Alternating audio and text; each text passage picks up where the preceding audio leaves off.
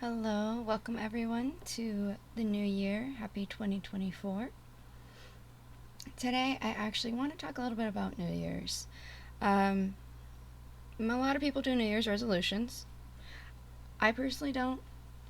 I just try to continue to make goals for myself, just like I do throughout the entire year. I don't try to make it as resolutions, just because I don't want to be disappointed if I don't accomplish them.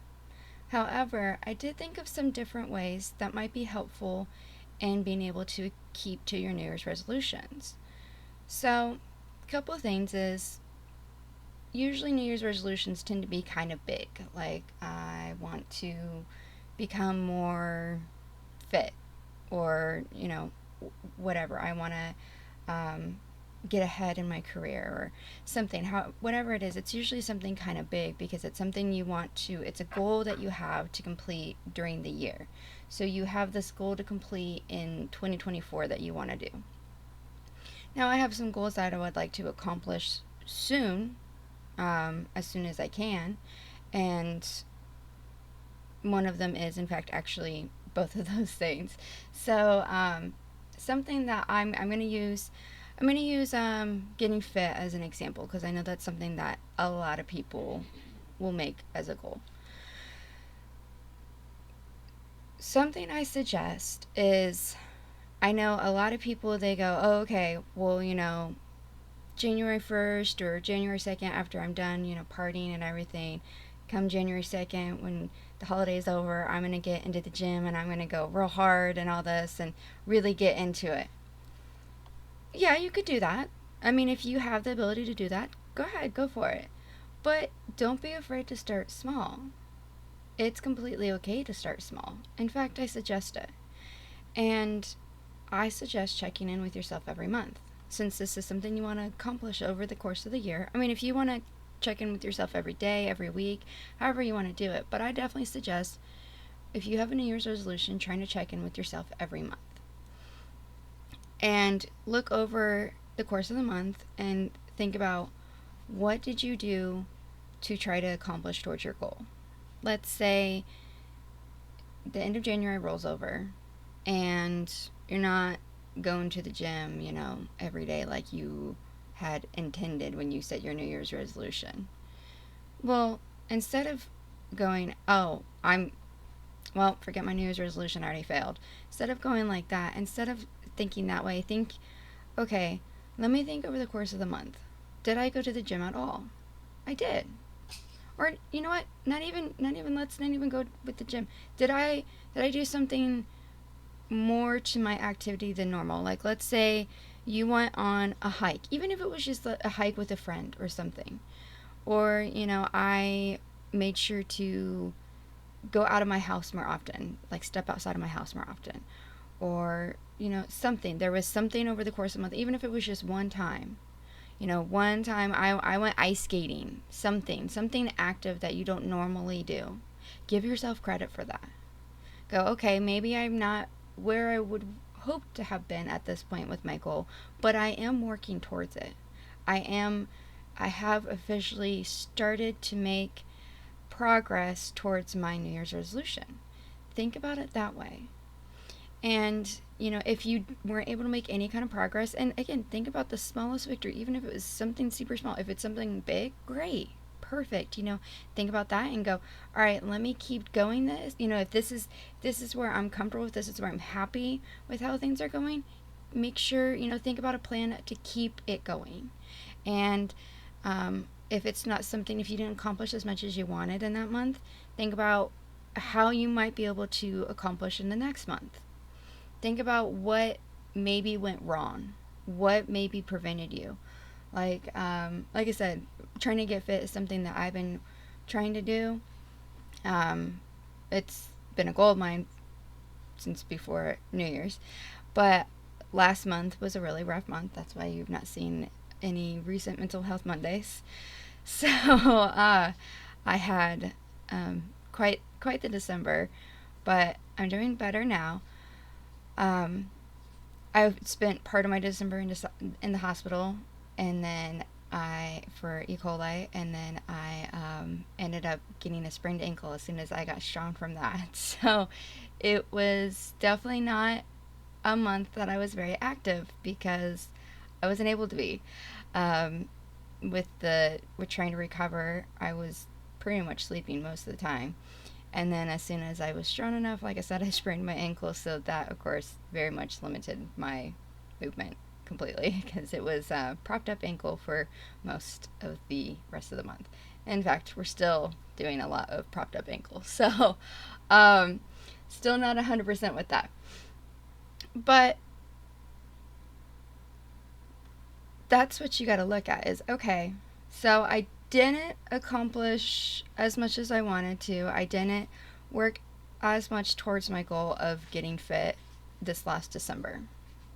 However, I had some very big reasons as to why I wasn't able to do more. I couldn't. I had to give my body that rest. I had to let my body recover so that way I could get stronger so I can move forward with my goal of being more active, of getting more fit.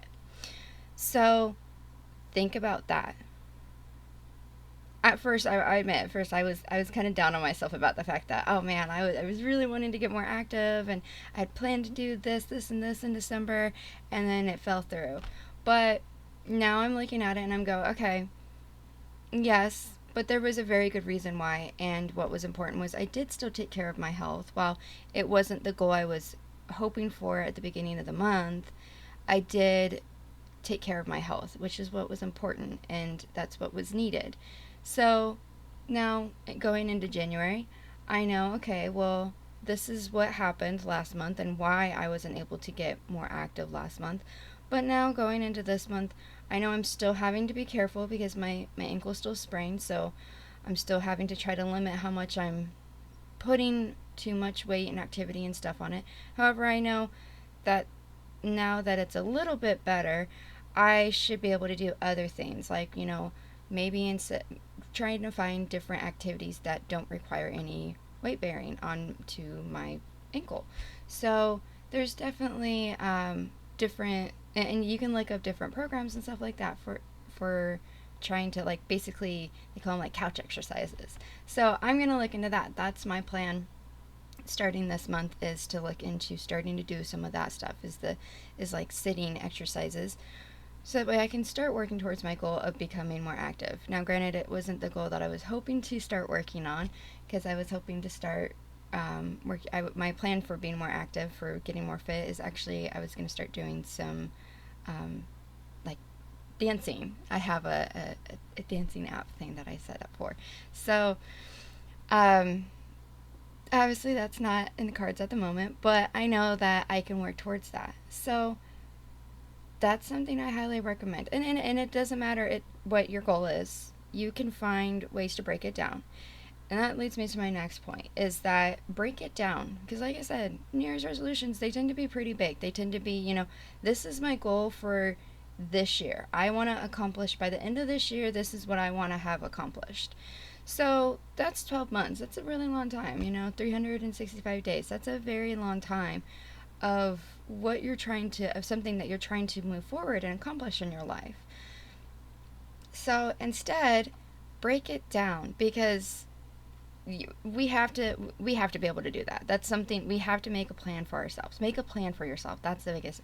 Make a plan for yourself, because think about it. You don't go to school and go, oh, I'm gonna go ahead and go get that degree. No, you go in parts. You take this class and take this class and take this class, and then you work towards it and you get that degree. There's many other ways that we do it. We don't instantly just, okay, now I have this, or now, we work towards it. We break it down. And so we make a plan. And I highly recommend making a plan. If you're very serious about a New Year's resolution that you want to accomplish, make a plan. Because, okay, say you want to, like I said, say you want to travel more. That's something that I've heard people make as a New Year's resolution, is you want to travel more. Well, a lot of times people will go, oh, I'm going to travel more this year. And then January passed and they didn't travel, and February passed, they didn't travel, and more months will pass, and then they realize that it's October and they haven't traveled outside of 15 minutes of their house. So, you know, and that's totally fine. There's nothing wrong with that. But if you're serious about this is the goal you want to accomplish, we'll take that goal for example. Go, okay, um, my first goal is to set aside money for being able to travel. Set aside X amount of money every out of every paycheck so I can be able to travel. Because I mean that's definitely one thing that you need to make sure you have set up. Um, or say you have enough money, you just need to find the time. Well, then start looking at your schedule as to when you might be able to fit in something and start off smaller. Like, okay, instead of going, oh, I want to travel to, a different part of the country. That sounds great, and maybe you'll be able to do that by the end of the year. Hopefully, you will. But right now, start off with let me travel to a different city. Let me travel to, like, someplace that's like an hour or two outside of my house. Um, Start there. Start with something smaller, and then work your way. Go, okay, all right. I traveled to, say there's a casino that's like an hour away from you. Make that a goal to travel to. Now that seems kind of insignificant to what your goal ultimately is for the year, but it's someplace to start. Once you have that accomplished, then go, okay, I'm gonna make it a goal to travel to this different city, this different state, this different country, whatever it is that you wanna just start it off small and then get bigger as you're able to. And don't beat yourself up. And you know what? There's going to be months that things are going to be a mess and things are going to get in the way.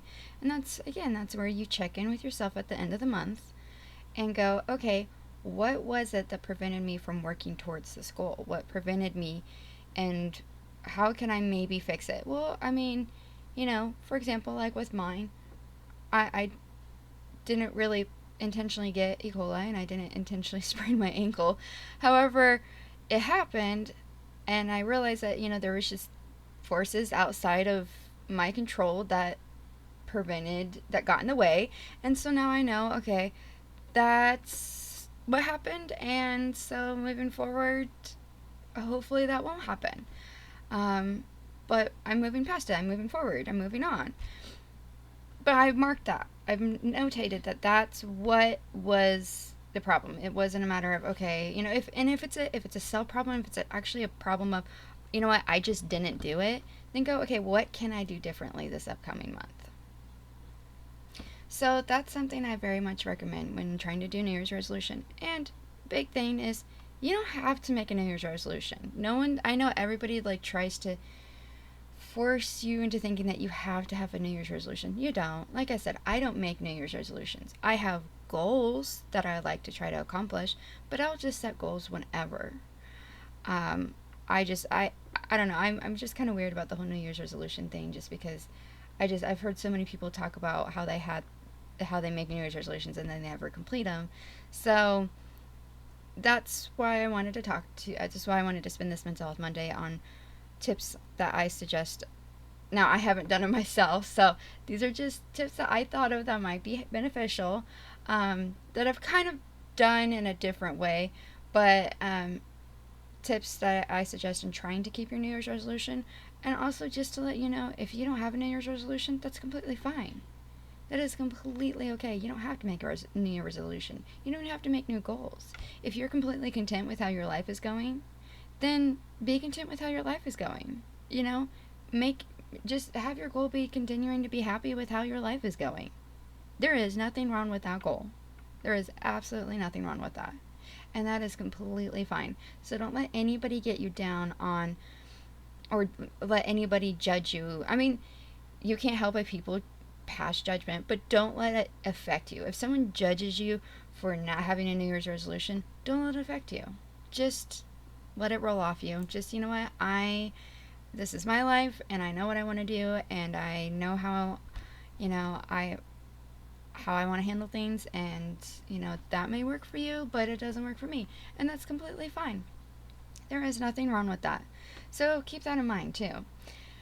But because I mean I've had that problem. Like I said, I don't make New Year's resolutions. So I've had people who kind of, well, oh, surely there's something. Oh, surely, come on, make something up. And if you're really big about not making them, like I do, just say, I my goal is just to continue to live my life. Period. Just continue on. That's it. You can just leave it at that. Just, I have my way of how I work my life, and I appreciate that you want me to have a goal too, but I this is how I work best. Thank you though. And don't let anybody get you down about it.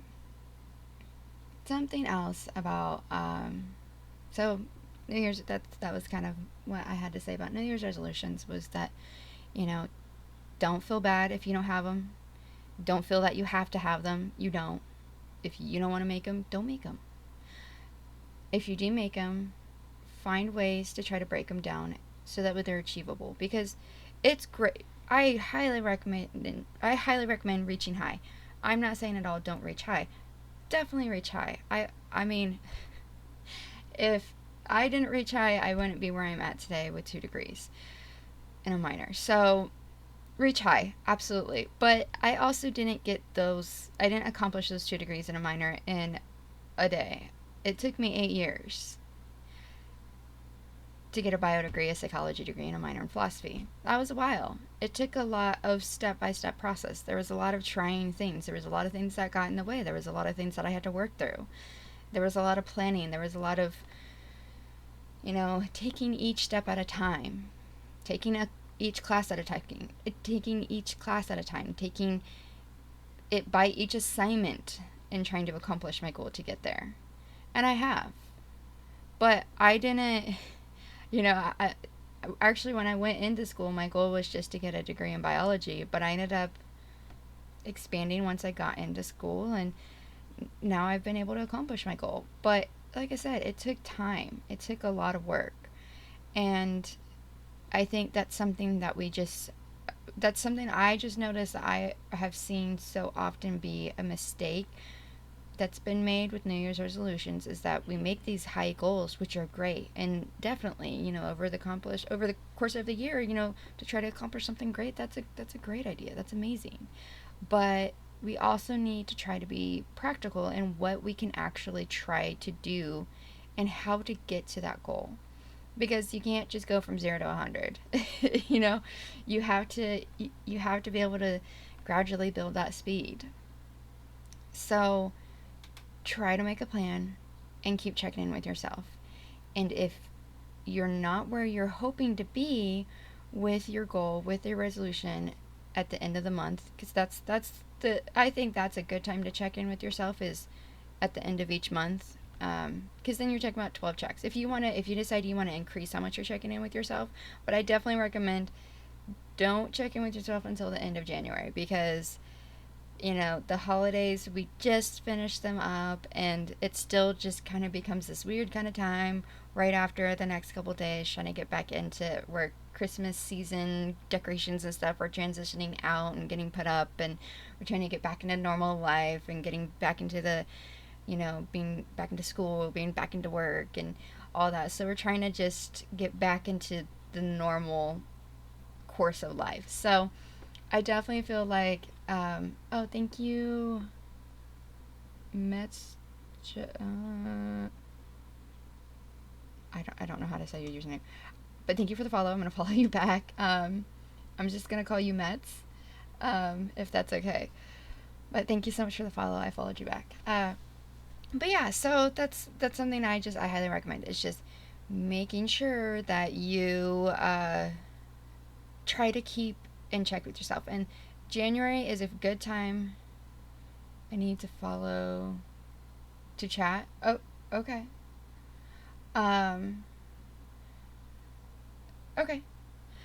So that's definitely, I think that's the best time to do your first check-in with yourself, is after the end of January, because that gives you time to get back into the groove of normal life, and then hopefully to try to be able to start working towards your goal. And celebrate small successes. It may be not even close to how big you want it to be, or, as close to your goal as you want it to be. But if it is at least a baby step, celebrate it. Be excited about it. Be happy about it, and keep at it. And there's a quote, and it's something along the lines of, every long journey starts with a small step. And it's true. I mean, it's very true. Um, that's actually a really good question. So, uh, I personally, I see both. If I'm being honest, I think it depends on the person. I think that Twitch can be both good and bad to mental health. I think it depends on the channel. Unfortunately, the reality of it is there are some very toxic streamers out there.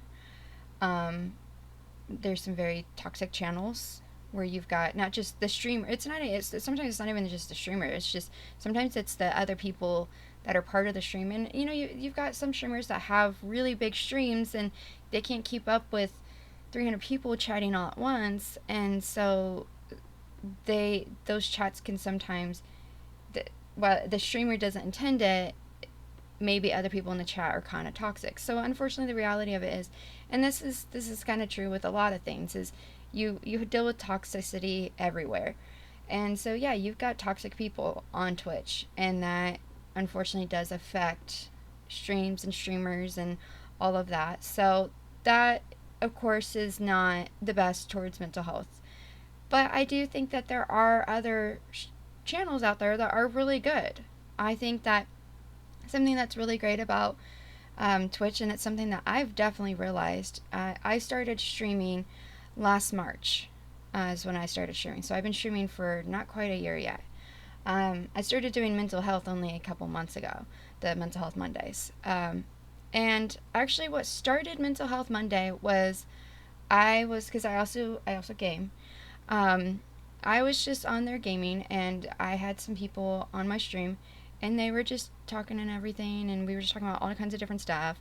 And I had somebody ask me if it was okay that they needed to not answer anybody, that they are not doing well mentally at the moment, that they're just not, that they just can't have, that they just don't have it in them to be able to respond to a message right now. Is that okay? Is it okay that they can't, that they need to just stay away from everybody right now? And I was like, that's completely fine. And I thought it was really sad that someone asked if it was okay for what they needed to do for their mental health.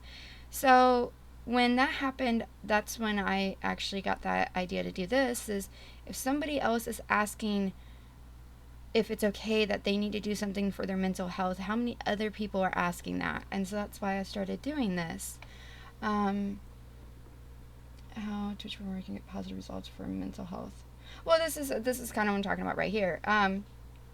Something that I would say that's really good about, and that I've really noticed, is that Twitch is a community. It's it's a community, and every stream is its own community. And of course, it's this, but ultimately Twitch in general is just a community. It even talks about community on Twitch. And so I feel like every stream has its own kind of community too. And I found that when a year ago that I went onto a good friend of mine, Thudstick stream, and I got into, because I was just trying to learn how to become better at Dead by Daylight. And so I decided to go on a stream to try to just learn about it. And he instantly, the minute I followed him, he recognized me. He started talking to me, asked me how I was feeling, like, or how I was, how my day was going, and if I wanted to come join him in a match right now, or if I wasn't okay with that, then that's totally fine to just watch. And if I had any questions, ultimately, him and his community helped me grow to be a much stronger and better player. And so now I have these different, like internet friends. I have these different people. I've never met Thudstick personally, like actually in person, but I've been following him for over a year now, just over a year now, and he's helped me come a long way. He even gifted a sub on my channel. He helped me get started on um, being able to stream and everything. So he's been a really, really big supporter, and his community's been a really big support. And so, I mean, it's helped me grow as a player. It's helped me grow as a person. It's helped me grow as a streamer. So Twitch, how long range communications? Okay, wait. So Twitch helps on long range communication, gives a reason to talk. Absolutely, I think so. I absolutely think so. And I mean, honestly, even if you don't decide to talk, because there's times that I'll watch a stream and I don't necessarily feel like chatting, but just being part of the stream, just being on the stream, um, and there's been times that I've been on that stream where I've not really said a whole lot. Like I'll say hi, and just say, hey, like I'm kind of busy right now, so I'm just kind of gonna be watching, just kind of be lurking, and just I may not even say anything, but I feel because it just gives you the feeling of being a part of something, because you're a part of something, even if you don't say anything. I mean, if you say something, that's great. And that's another thing is, there's a lot of people who are really shy. I'm actually really shy. I know it's hard to believe. People don't realize that streamers can be shy, but they can. So I'm actually really shy, and I actually feel very socially awkward and everything. So this is actually easier for me to do. I find it easier to interact and talk and have fun conversations with people that I've never met. And I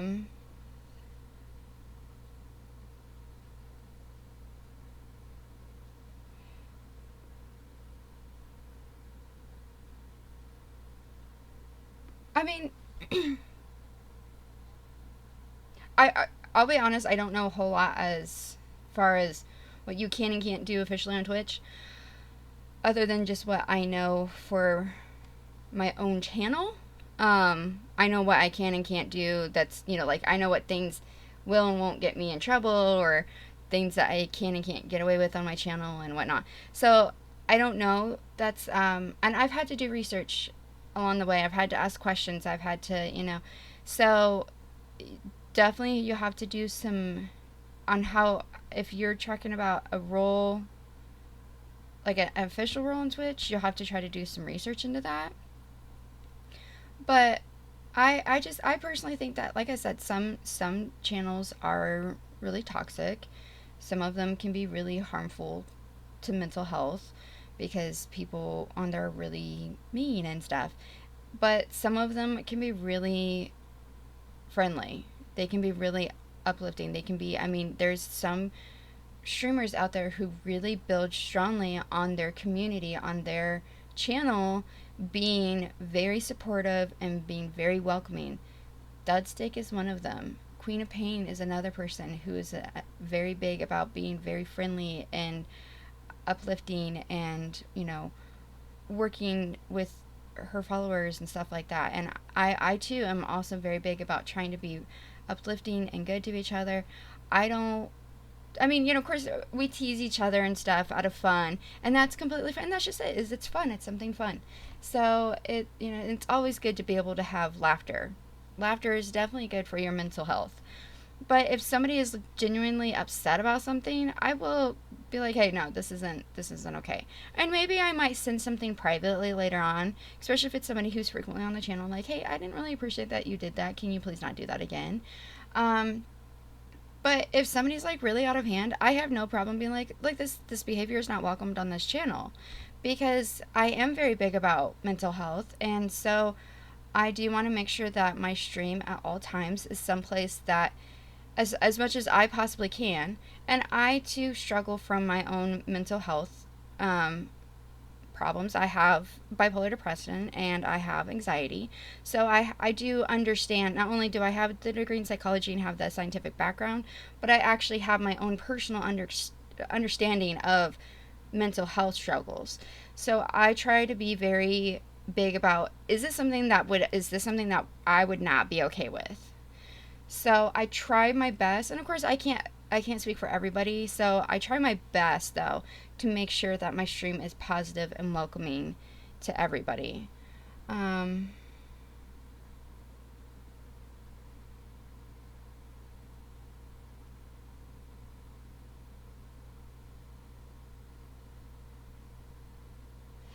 Okay, wait. Roll as I argue against Twitch usefulness.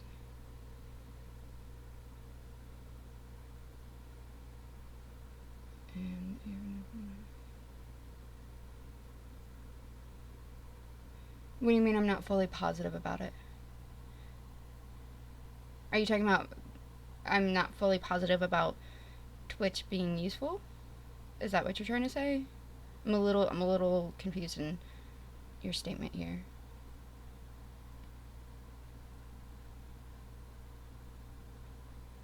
Because I mean, I'm not. Yeah, I can't speak for the entire Twitch. Twitch is huge. Twitch is a huge platform. I mean, that's like speaking for the entire, you know, other social platforms like Instagram or Facebook. There are definitely some very toxic, very bad things about those platforms, but there's also some good things. You know, like for Instagram, for example, for me, there's a lot of things that I choose to try to stay away from, and I limit myself on Instagram. But I also get to be able to keep up to date on um, relatives of mine that don't live in the same state as me, and they're able to keep updated on to what's going on with me. So, and it's also an easy way to be able to communicate to with some people, because some people, they texting isn't their favorite thing or whatever. So it definitely has a good side of it. I mean, I feel like most things in life have negatives and positives. Yes, I'm familiar with the term devil's advocate.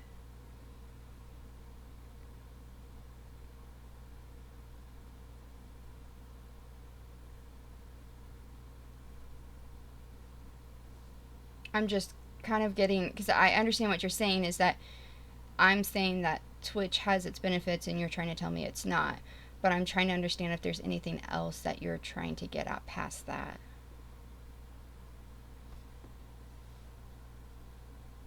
I'm a little, I'm not sure if there was something additionally that you were trying to state past that.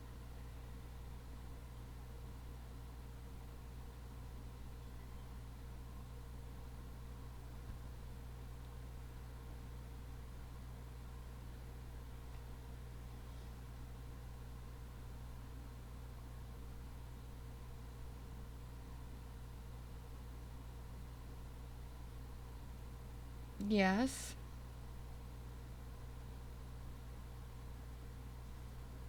Yeah, I mean, yeah, you're entitled to your own opinion and you're entitled to your own freedom of speech. So, yes. Is there something that you would like to share?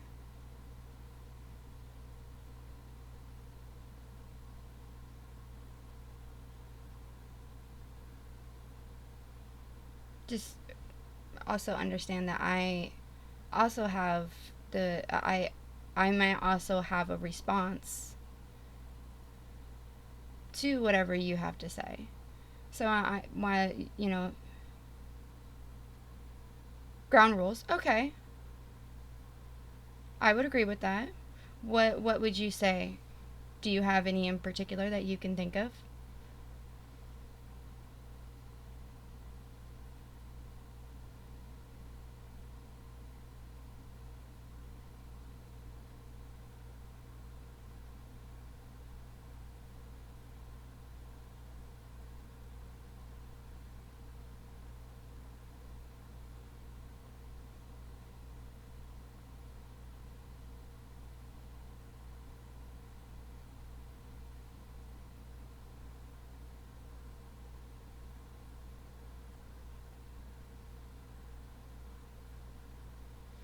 One, okay, is this communication? One side is on text and the other is in full video. Good for mental health.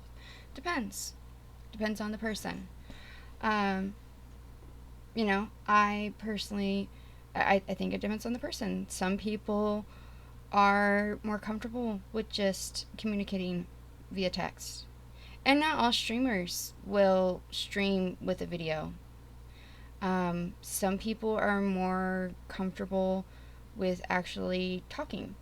I personally am more comfortable. I personally am not a huge fan of text.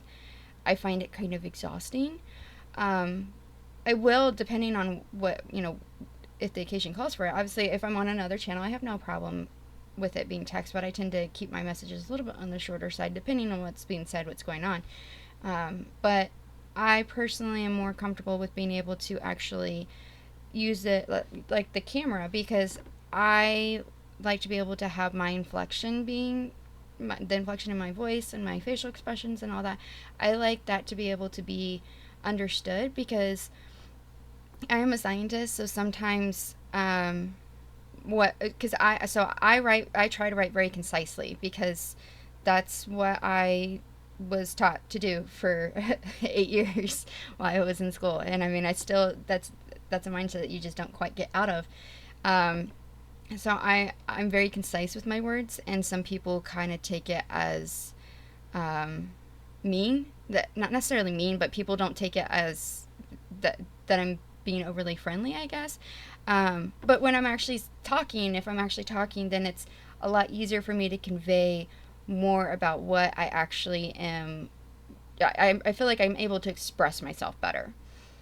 Now, some people, they're not comfortable with that. Some people aren't comfortable with being seen and being heard and stuff. So it depends on the person. I think that is totally fine. It's no different. We have an ad break. I'll have to get back to continuing that question after the ad is over. But while we have the ad break, yeah, I pretty much, as far as New Year's, okay, I agree. Hold on that short time.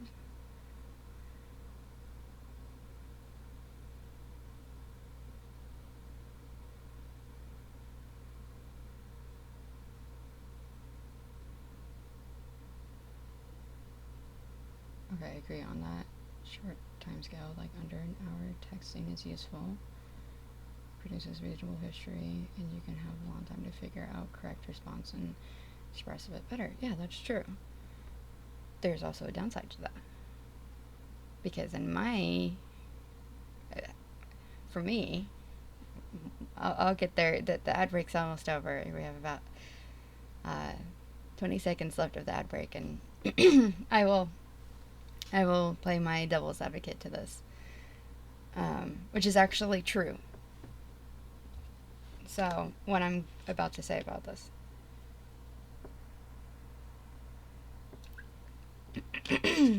All right. Oh, I'm so sorry.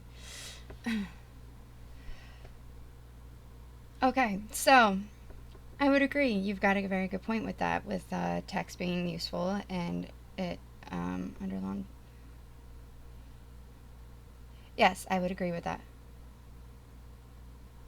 I would completely agree with I very strongly do not feel that certain things should be talked about over text.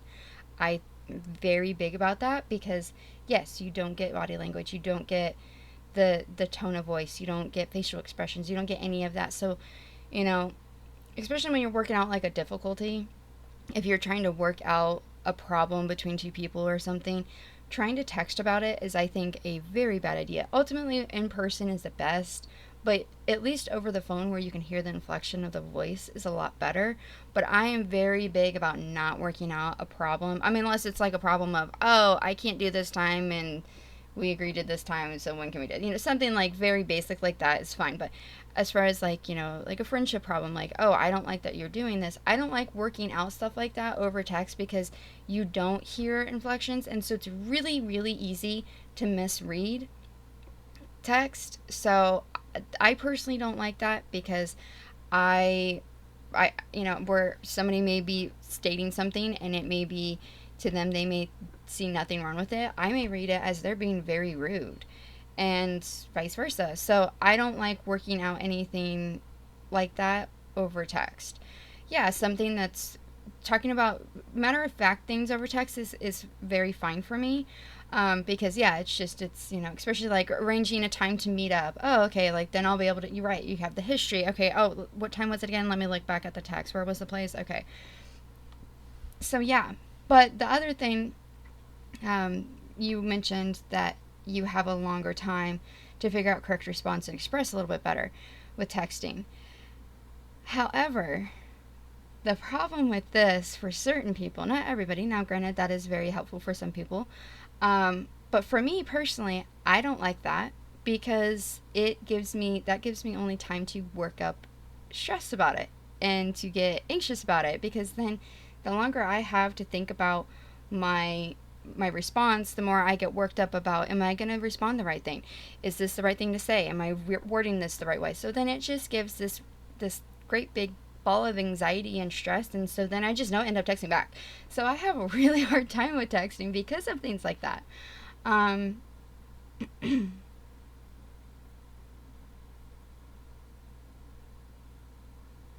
on Twitch you build up long relationships. What means we use them? Okay. So what makes an even ground streamer can't see other person? Streamer can't hear other person, but they basically big monologue. I mean, yeah, I see what you're saying, and to an extent you're right. However, I would kind of disagree.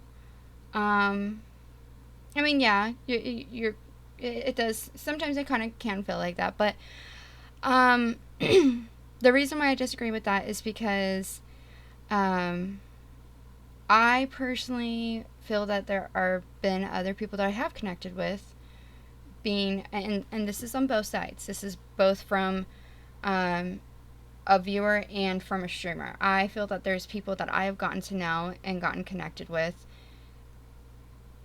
on both ends. There's been, like Dudstick is somebody that I've gotten connected with as a viewer watching their stream. However, there's some people on my stream that come onto my stream frequently, and I feel that I've gotten connected to them. They tell me about what's going on in their life and stuff, and I'll ask them. I'll remember. I at this point in time I can do that. I am a smaller channel.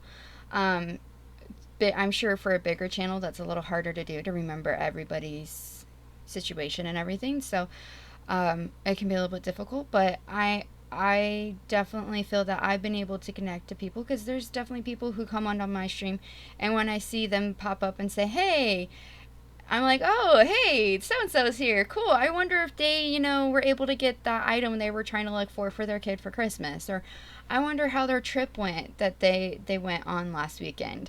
And so I'll ask them how it went. And I'm excited to hear about what they have to say. I legitimately enjoy that. And, we talk about different stuff, like, one of the things I do is I play a lot of Disney games. I have a Disney Pass. So I have other people who also go to Disney frequently. And so we'll talk about different stuff that we enjoy doing at the park and whatnot. And so I kind of disagree in that it's just one big monologue. I can see where people could feel that way. It obviously depends on the person, but I do feel that I've been able to connect with people, being a viewer and also being a streamer. I've been able to connect with people on both ends. I feel like it just depends on it. I guess it's the same thing as, well, yes, my media of information transformation right now is a video and yours is a text. Do you feel that you can't get to know somebody over an email or a text, or just over text letters? Do you feel you can't get to know somebody over messaging, over texting?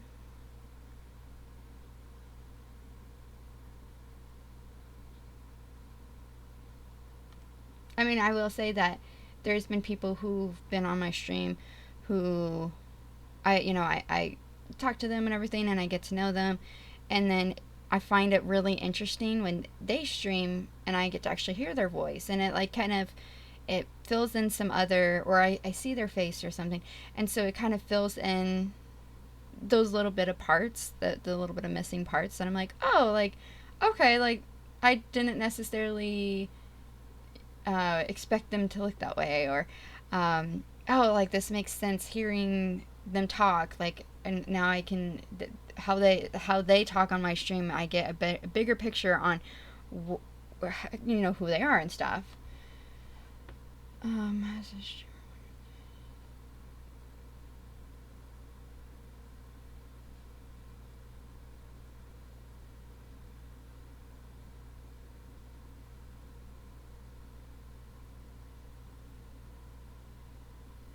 Yes. And that's something, yes, absolutely, you're right. As a watcher, you are competing with other people. I'm a streamer. I'm the only person talking on the stream. At least right now. Uh, but yes, right now I'm the only person talking on the stream. As a viewer, you are competing with other people, and yes, I definitely understand that. There's been streams that I've been on where I've been the only person who's really been there talking, so I've had the privilege of being able to really have the majority of the direction of the conversation on the stream. And then there's been times that I've been on a stream where I've been one of 15 other people talking, and so yeah, I get a little bit lost. And that depends on the stream, and so I feel like that's something that you have to watch out for. If that's what you're seeking, if you're seeking, if because some people just go on Twitch because they just want to watch whoever plays something, or they just want to be able to get better at the game, or whatever it is, or they just want to they feel the sense of community just by watching. They don't necessarily want to interact. But if you're talking about you want to be able to have a conversation, like you and I are having right now, then yeah, you're going to have to. Part of that is trying to find the right stream for you. And the nice thing is, Twitch is full of so many different streams. For me, like I said, I'm a smaller channel. I have the ability to be able to have more one-on-one conversations. And I usually I can have multiple one-on-one conversations. It depends on the streamer, too. Um, yeah, the lag, I'll give you, the lag is definitely makes things very difficult. Because there is a lag. There's always a lag on Twitch. Uh, and of course, yes, the discussion is not going to be as fluent as a phone call, um, where people can react instantly to each other. Right. You're right. You're absolutely right. Um, but like I said, some people, that doesn't make them comfortable. Some people don't like that. Some people like the lag. For some people, that's preferred. It depends on the person. I feel like ultimately, your question of how useful is Twitch, especially to mental health, comes to it's an individual basis, because it depends on the person's preference. I feel like that's a huge thing. Is it depends on the person's preference. Um, because I mean, I've talked to a lot of different people. I know some people who do not like phone calls. They're not comfortable with them. They much prefer a text. But I know other people who prefer phone calls. It just depends. Um, because yeah, you're right. It does. There is a lag, and of course, there's just the lag in on Twitch, and then there's also the lag of I can communicate to you quicker because I'm on a video, as opposed to you have to type everything out, and that takes some time. So yeah, it isn't as it's a little bit different. So where I might have a sentence that I say in a few seconds, and you might have a comment to that, I might be on the next topic by the time you have a chance. So I get it. It can be kind of frustrating. Um, but like I said, it just that very much depends on the person. And I do, and again, this is a very much has to do with a stream to stream basis, but I do try, depending on what's going on, especially if I ask a question, I do try to give a moment or so to be able to um, respond. Okay. The other three things together: uneven ground, monologue culture, and dialogue lag makes on long run every makes on every Twitch stream bad for mental health, both streamers and watcher side. I you I again, I think it depends on the person. I think maybe for some people, yes, that may that could very well be bad for mental health. But I don't think for everybody. I think for some people it's a very I think I've actually had people reach out to me and tell me that I've that them coming on my stream has helped them. I do. I have that on. I have VOD saved where I've had somebody come on. In particular, sorry. In particular, it tends to be after Mental Health Monday. This is where I focus on, of course, mental health. I've had people come onto my stream asking me a question, talking about a difficult situation, and then later on they send me something, or they come onto a different stream and they tell me, your advice helped me so much. Talking to you really helped me. I didn't realize how much I needed that. And I have that. I have that on VODs. I have that saved where people have, in fact, told me that being able to talk about whatever they talked about, even though I was the one on a video and they were the one texting about it, just being able to get it out helped them a lot. Or that my advice, they gave me a simple, this is my problem, and I gave them the different advice I have, and they told me that the advice I gave them was very helpful. And not everybody feels that way, of course. Like I said, it depends on the person. I still feel that Twitch can be both positive and negative to mental health. I think it depends on the person. It depends on the person's needs. Everybody has different needs. Everybody has different feelings and views. And so what works for somebody isn't going to work for another person. So I do feel that mental health can still be good on Twitch. You do bring up some very excellent points, and yes, that it can be harmful. However, I do strongly feel that it can still be good. I mean, in therapy, would you say that's a monologue when you go to therapy? That there's uneven ground in monologue culture?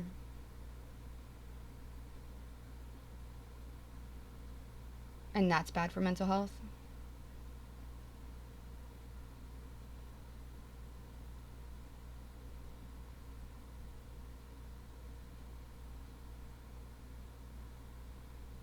Because if you think about it, therapy's not much different.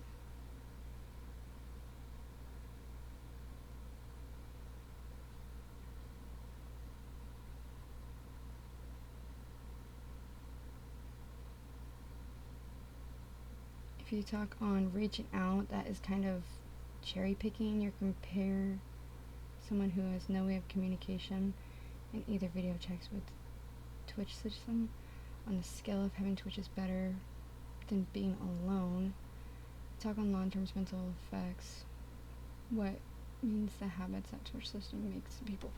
So now let me tell you, when I talk about reaching out, I do actually have a Discord, and I have people who do reach out to me, and I've had people who've reached out to me after Mental Health Mondays who've talked to me about how this really helped them, that this was something they, and so we are on an equal basis of replying text of, hey, being able to share my story really helped me. Thank you so much. And I respond in a text, I'm so glad, I'm always here to listen, whatever. So that's the other thing is, well, at least for me, and I can't speak for every Twitch streamer, I can't speak for every channel, obviously, but for me, I'm very big about since I am big about mental health, it doesn't stop on here. If you need somebody to talk to, you can send me a whisper. You can send me something on my Discord. I do have those other avenues laid out. And the thing about Discord is you can enter into a chat.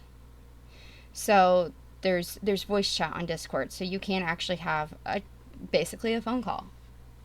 So no, I don't think that's unfair for me to bring that up. But I personally don't think that's because you seem to be in mind that this is still, you're very much alone. I think that's kind of one of the things that's great about Twitch is that you're not alone. Well, okay, yes, you're not the one on video, I am. I'm the one who's streaming, you're the one who's watching, yes, but you are also talking to me, and I am very much reading and paying attention and communicating back to what you're saying. We're having a conversation. It may not be exactly the way that you would prefer it. Okay. Um, this person has a phone call, I guess.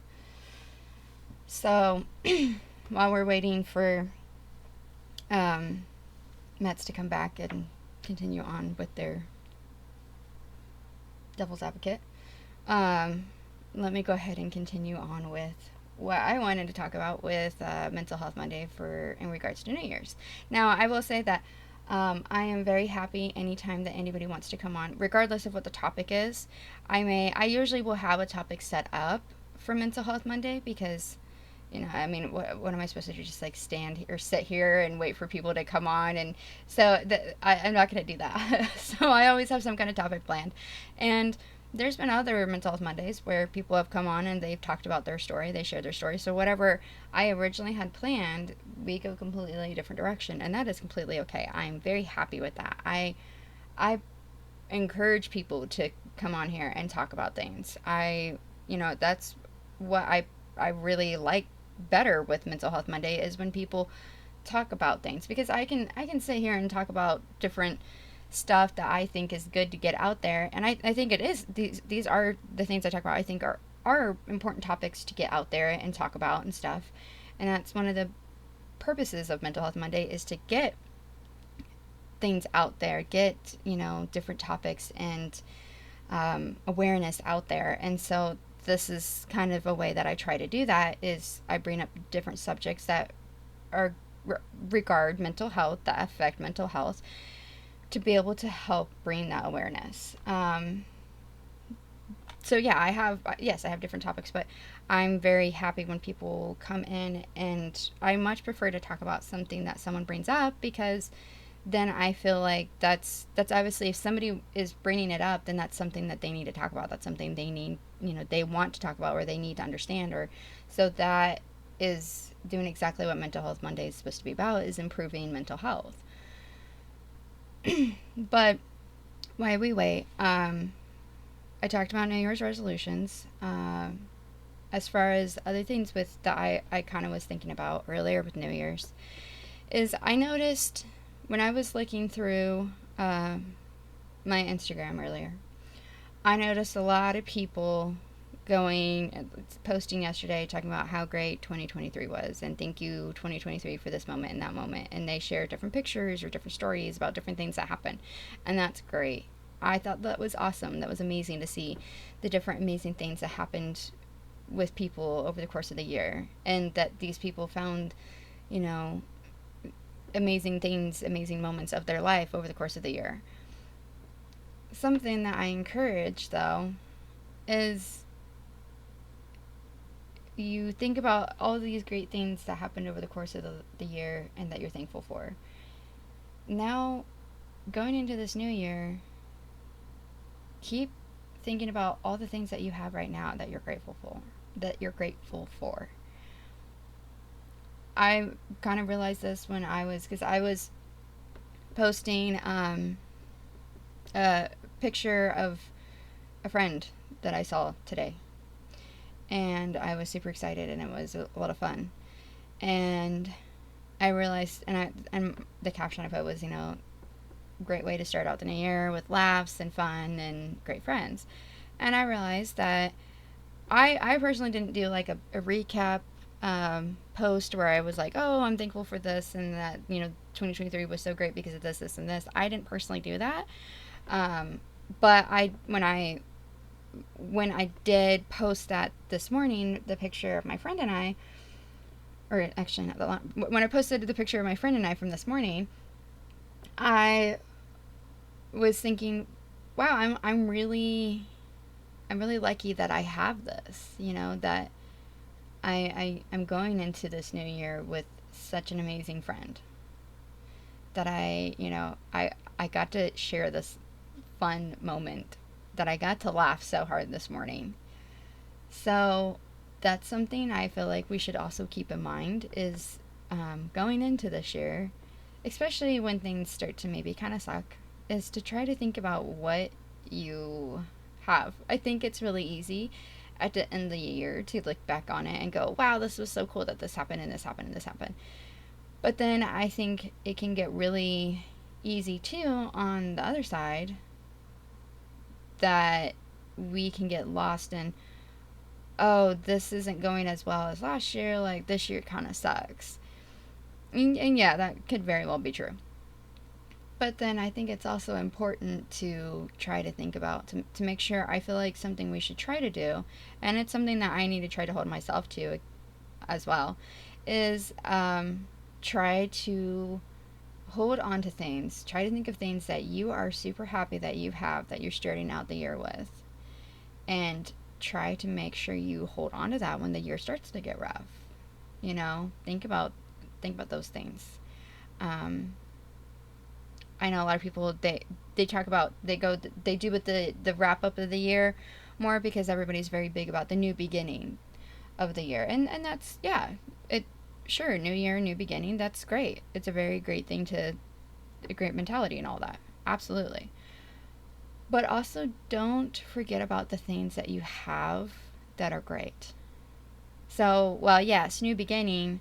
New beginning is not a complete. I mean, maybe it is a clean slate, and maybe that's a good thing. And you know what? That's something that you need to definitely. That's something to definitely be aware of, is that you get this new clean slate. But yeah, I think it's also important that we don't just be thankful of the moments that happened last year. Sure, absolutely, be thankful for the moments that happened last year, but also be thankful for what we're going in this year with, you know. So because I feel like people just get so focused on, oh, it's a new beginning, you know, it's, I can't wait to see what great new things are going to happen, and that's definitely a great point of view. But yeah, don't forget about the things that you hold dear to you. Don't forget about the things that you're starting off the year with. That's super important, I think. Um, but that, I mean, that's kind of all I had for New Year's, as far as New Year's goes, is, you know, just suggestions about New Year's resolution. And that that it's totally okay if you don't want to have a New Year's resolution. You're not required to have a New Year's resolution. And don't let anybody make you feel that you need to have one. And ways to try to keep yourself to a New Year's, to be able to accomplish your New Year's resolution.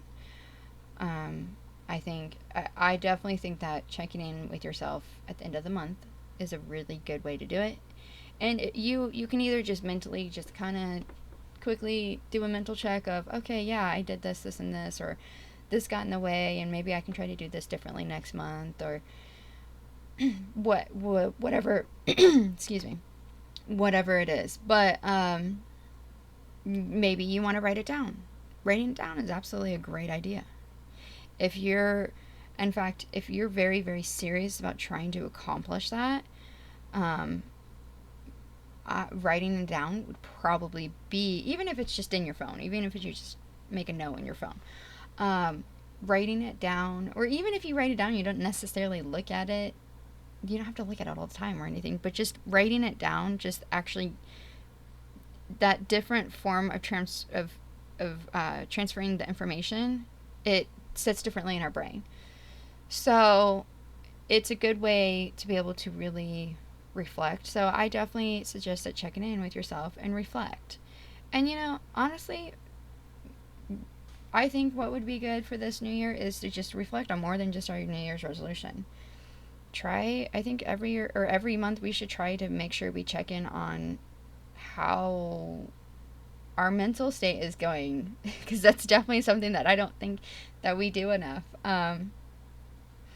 And try to check in on family and friends and all of that. So I think that now this is also a goal that I'm making up for myself right now, is honestly that at the end of every month is trying to check in and go, you know, what what have I done successfully to work towards goals I want to accomplish? What has gotten in the way? What could I maybe have done differently? Or, what affected it, that, what was maybe out of my control that got in the way, and that's perfectly okay, and to forgive that and not let that reflect on my ability to complete my goal. But yeah, check in on your health, check in on your mental state, your physical and your mental health. That is super important.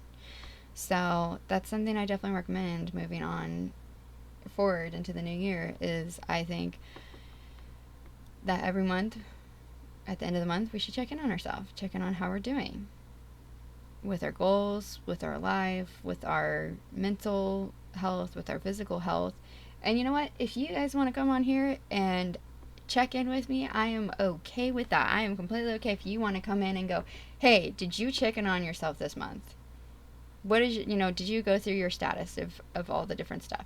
I am completely okay with that. If you want to, if you need someone to help you with that, my Discord is right here. There's my Discord. If you need somebody to help you check in at the end of the month, let me know. And I will try my best to set a reminder and go, hey, did you check in on yourself? Even if it's just the reminder of, hey, did you check in on yourself? How did you do with your goals this month? And you don't have to express in detail of what you did or didn't do. If you want to, you can. But you can just go, yeah, I got a lot done towards my goal that I wanted to get done. Or, yeah, there was things that I would like to do differently that I plan to work on towards next month. Cool. Great. So, that's definitely something that I would recommend moving forward into this next year, is to just make a plan and check in with yourself on how your plan is going. And don't be afraid to revise your plan.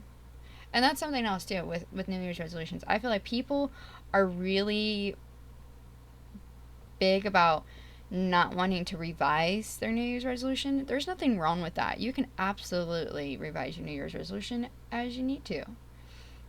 Sometimes we make goals that we think are great. Like I said, we sometimes we make really high goals and stuff, and that's great. And I highly suggest being setting high goals and being trying to overachieve and stuff. I would definitely recommend it. I'm very big about it.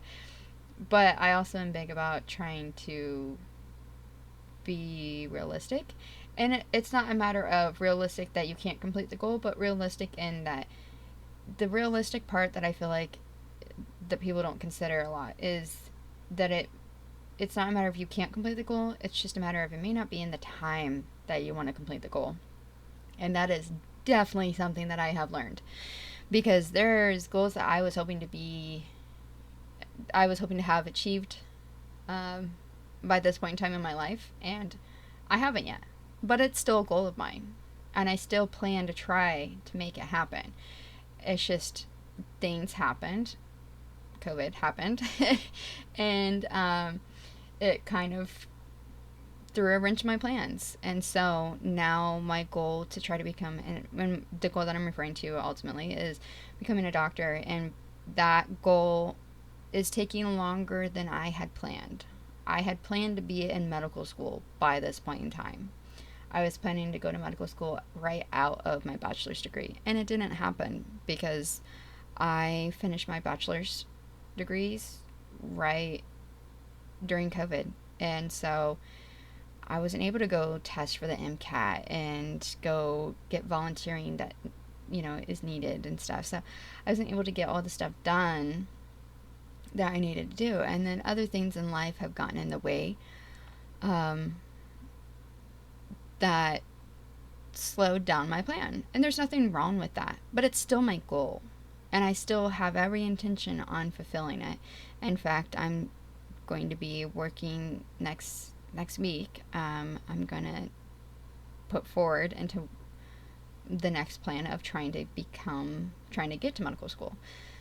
So don't get discouraged on if you have to, say that you have a New Year's resolution of being able to get into a certain career or to have a certain goal of weight loss or to be able to travel a certain amount. Say it's just not feasible that this year that you were able to do as much as you wanted, as to the full extent that you had set your goal. That's okay.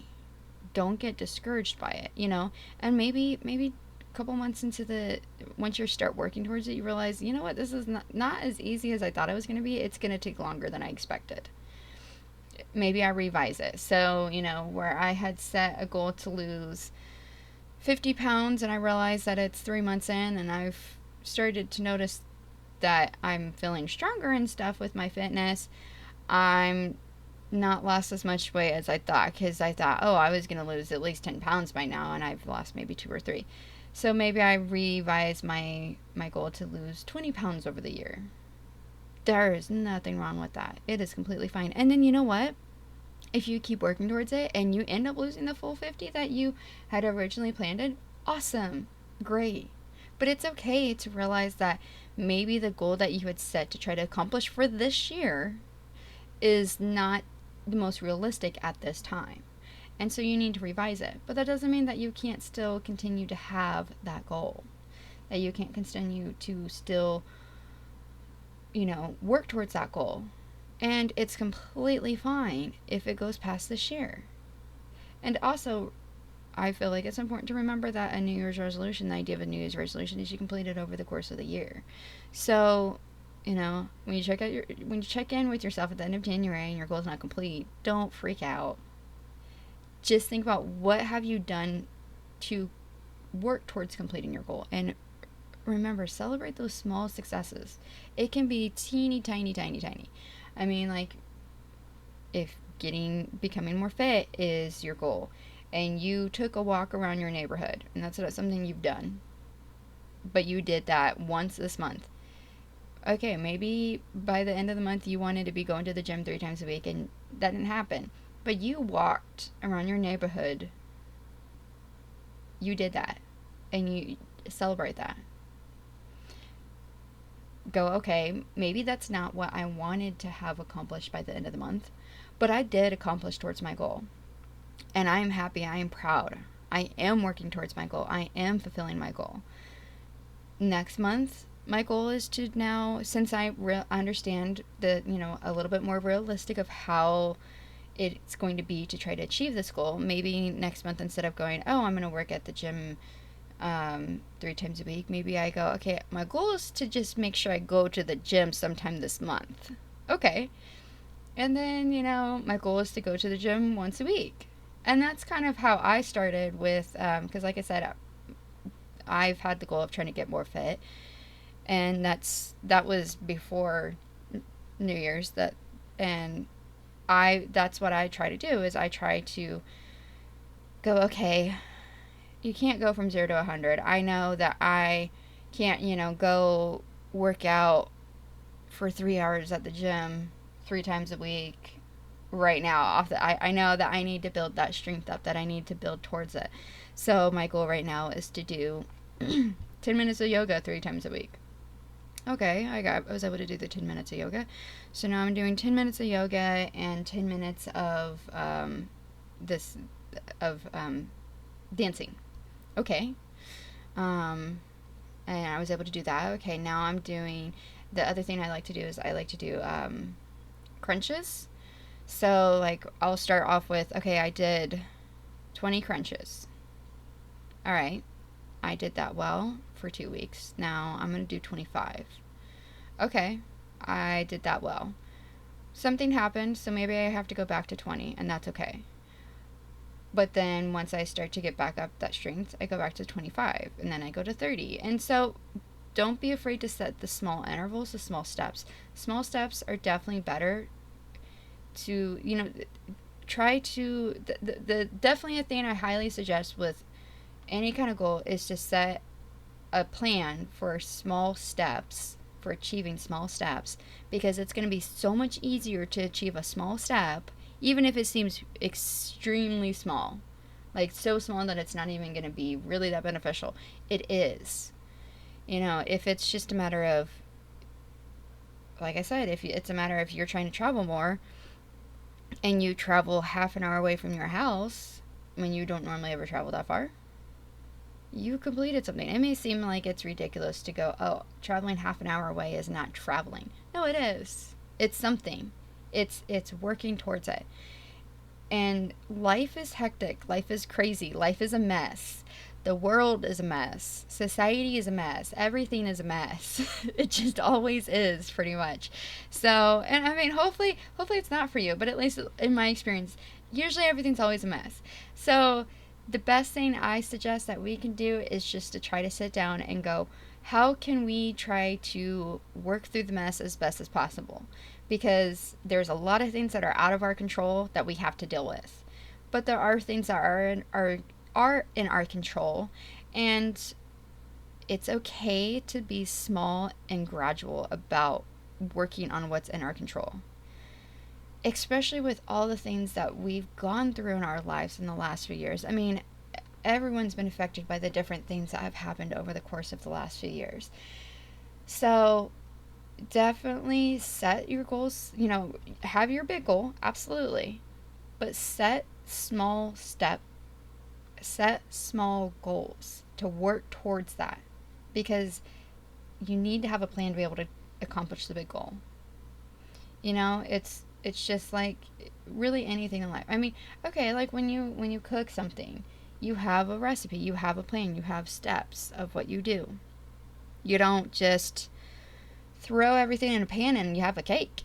No. You start off with, first you break the eggs, and then you measure this out, you measure that out, and you mix that together. And then you let that set, and then you mix this together, and then you let that set, and then you cook this part, and then you cook that part, and then eventually you have this cake. It may take a lot of small steps. It takes a lot of little, completing this and letting this set and so it takes time and it takes steps and it takes a plan, but eventually you'll get there. So try to look at any kind of New Year's resolution or any kind of goal that you're working towards is the same way. Avocado Fluffy, thank you for the follow. Let me follow you back. Hello, how are you today?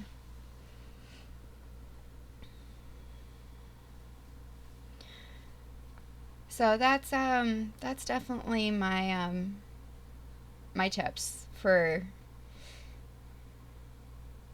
I was saying something about cake. I was using cake as an example. It was the first thing that came to my mind. But I definitely, cake is very good. I don't make, ironically enough, I use this as an example, and I don't bake. I don't cook, actually, at all. I catch things on fire. So, but I have some friends and family who are really good at making cake that I really enjoy. Oh, my favorite kind of cake. Oh, that's a good question.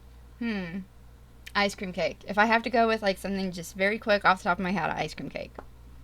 I'm actually kind of very particular about my cake. Not gonna lie. Cake is something that is something that's very particular for me. I love sweets in general. Love sweets. But cake is very different because it has to have a lot of, for me, I don't like just having too much like that dry cake. I like something that's got a lot of flavor, and so that's why I like ice cream cake, because it's got ice cream and cake. So you don't have just too much of just dry, kind of boring cake, because I personally find it kind of boring. But it just depends. But there are definitely cakes out there that I absolutely love. But I love dessert. I love sweets. There's lots of sweets that I could tell you that I like. I could go on forever about all the different sweets that I like.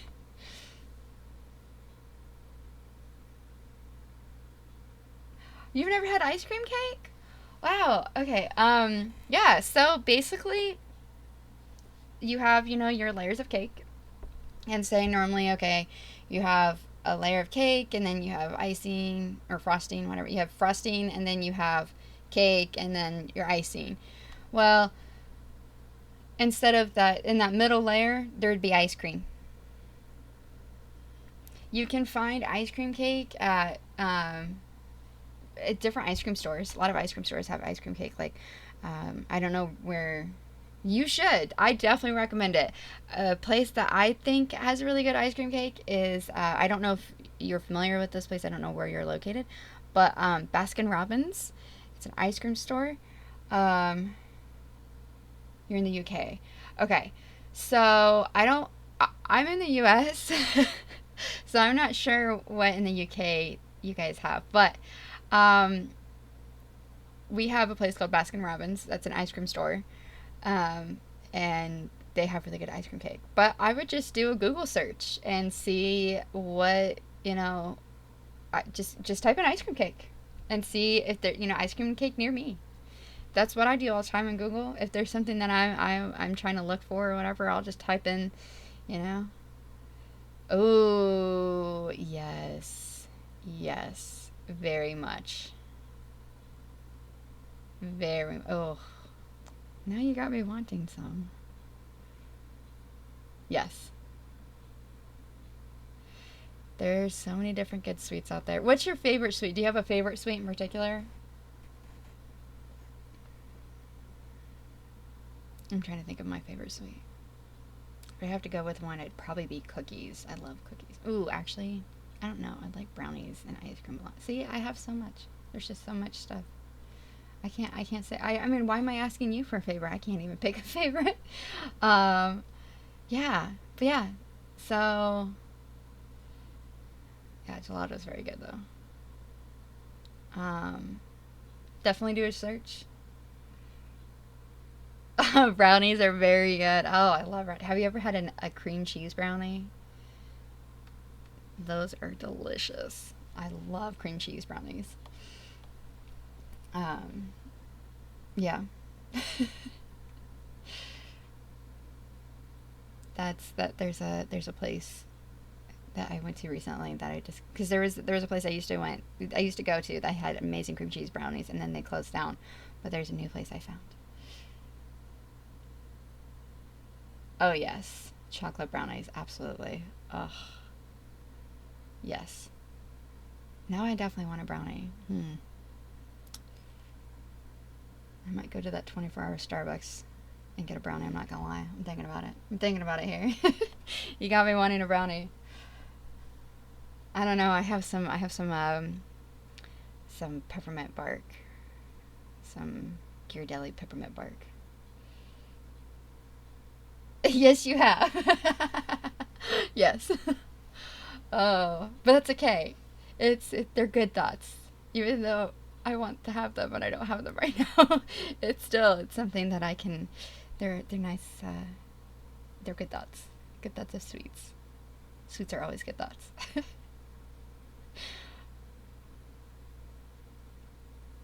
Well, I actually am getting very hungry.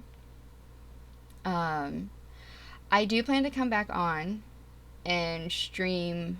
I think.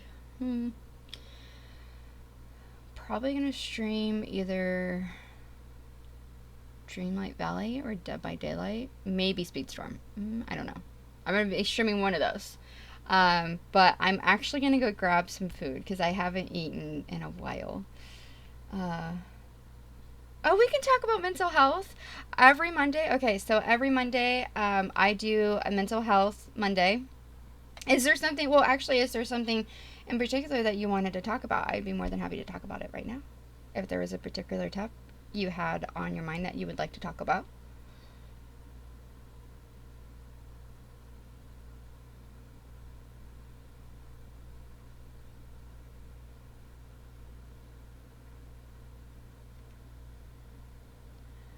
I do. I do mental health Monday every Monday.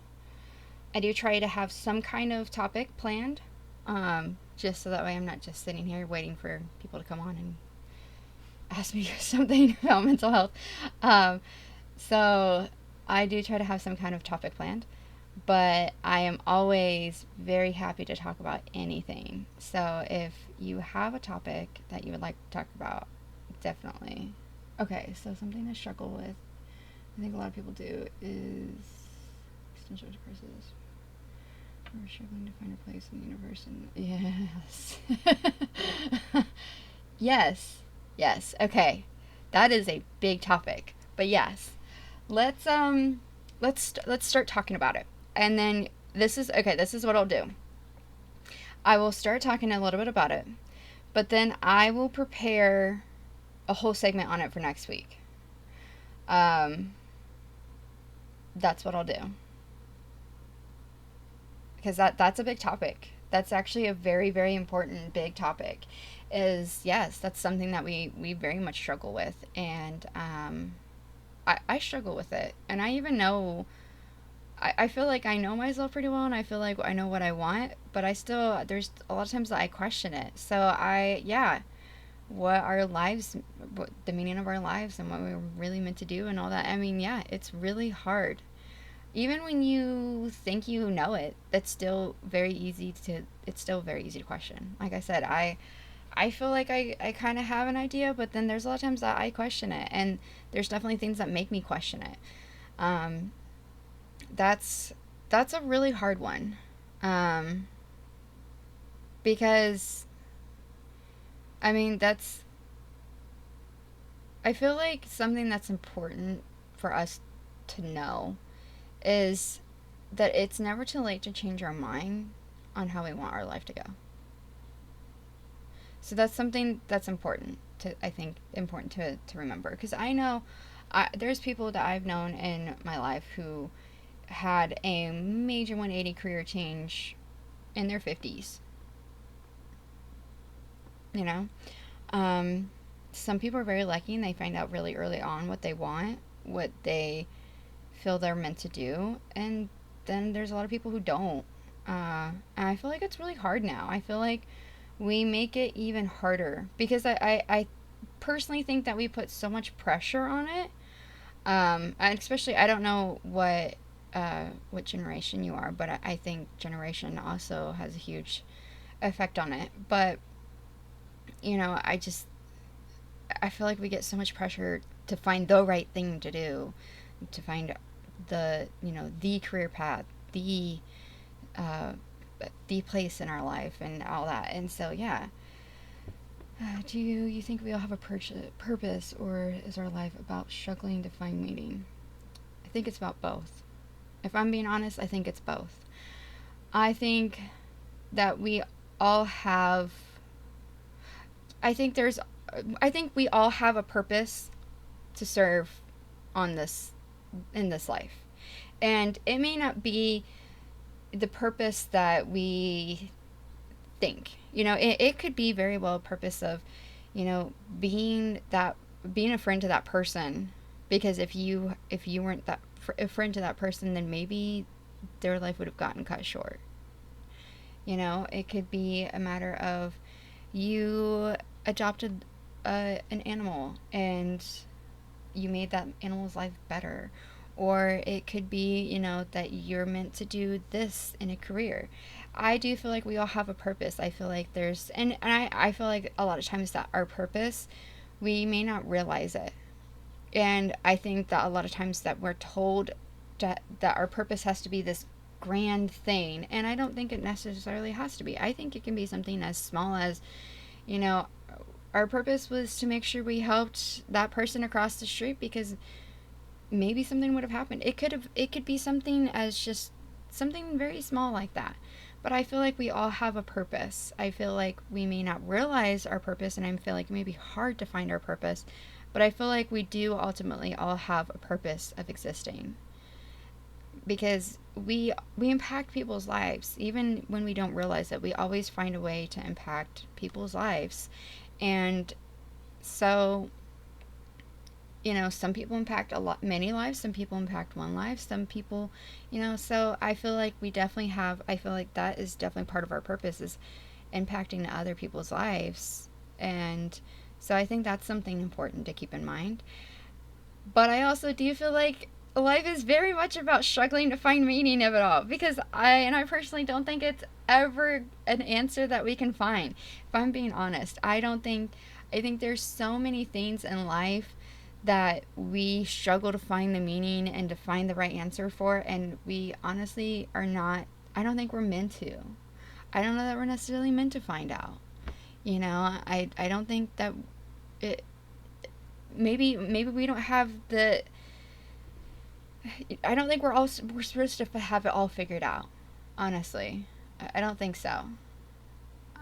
I think part of the purpose of life is to struggle.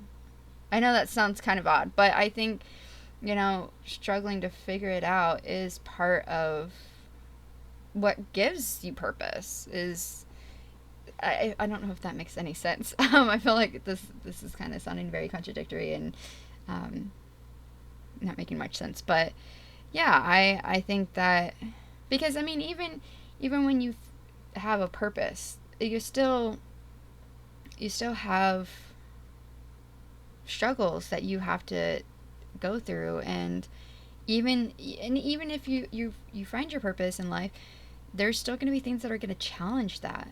And so that's going to make you struggle and question if that is in fact your purpose. And I think that's part of it. So I think that it's both. Isn't it harder to find inner peace if we continue to struggle for meaning? Can inner peace even be attained? Should we even try to attain it? Sometimes I envy those people who have Zen quality about them. Okay, yes. So I would agree. I agree with all of this, actually. Have you ever heard the story called The Allegory of the Cave by Plato? Um, I'm going to go ahead and start. If I'm very sorry if you've already heard about it, but I'm going to go ahead and start briefing about what it's about for anyone else who's possibly watching and doesn't know about it. So, the allegory of the cave, the question of it is, it ultimately has to do with knowledge, is what is being in question. But I feel like this is just pretty symbolic for what we're talking about right now.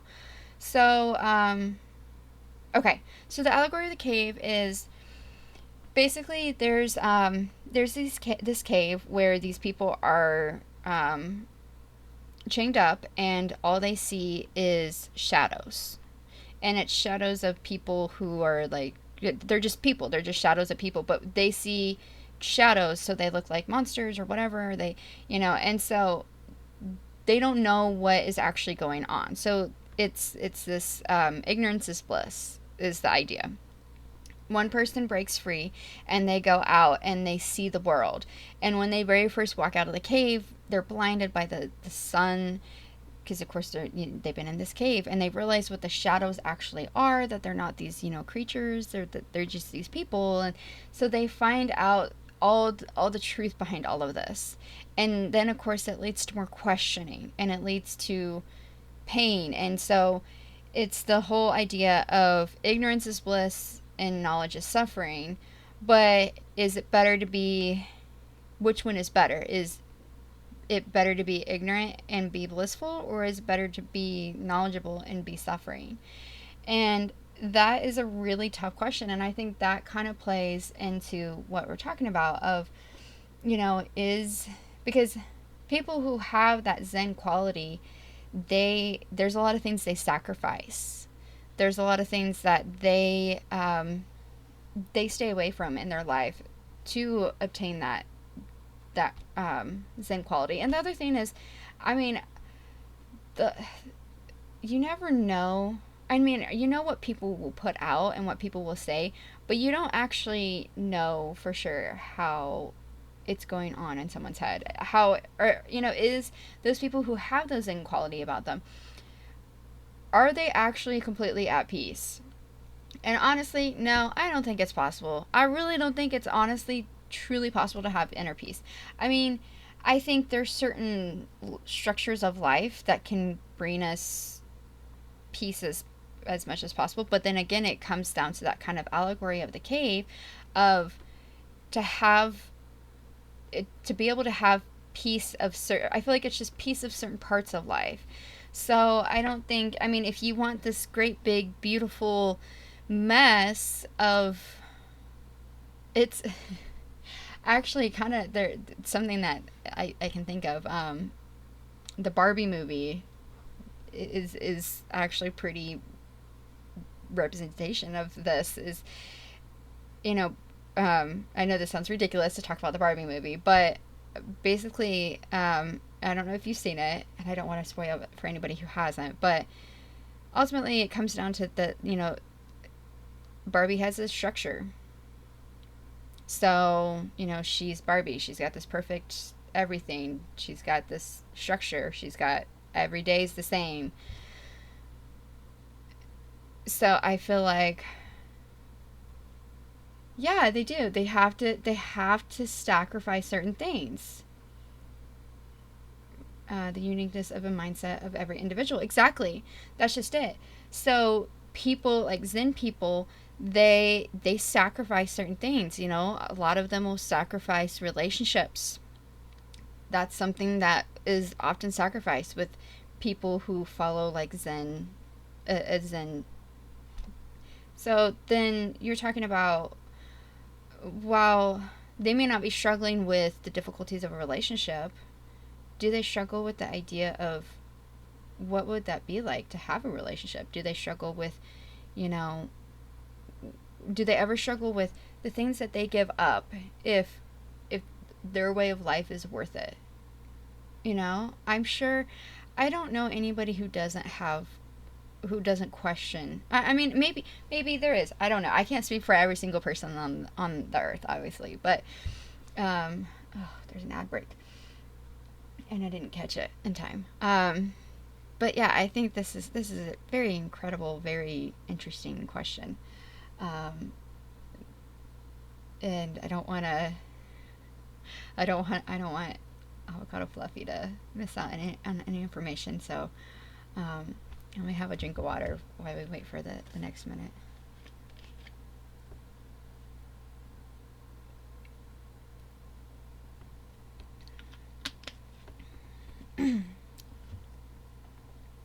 I was I was at a theme park, so my voice is a little more raw than normal. Um, Screaming over other people screaming and whatnot, especially last night, with the loud music and stuff. It was a lot of fun, but definitely, definitely a little hoarse on the voice. So that's why you've heard me kind of have to clear my throat a couple times. Um, okay, that's almost over. This is the only thing that sucks about ad breaks, is in the middle of the conversation with people like this.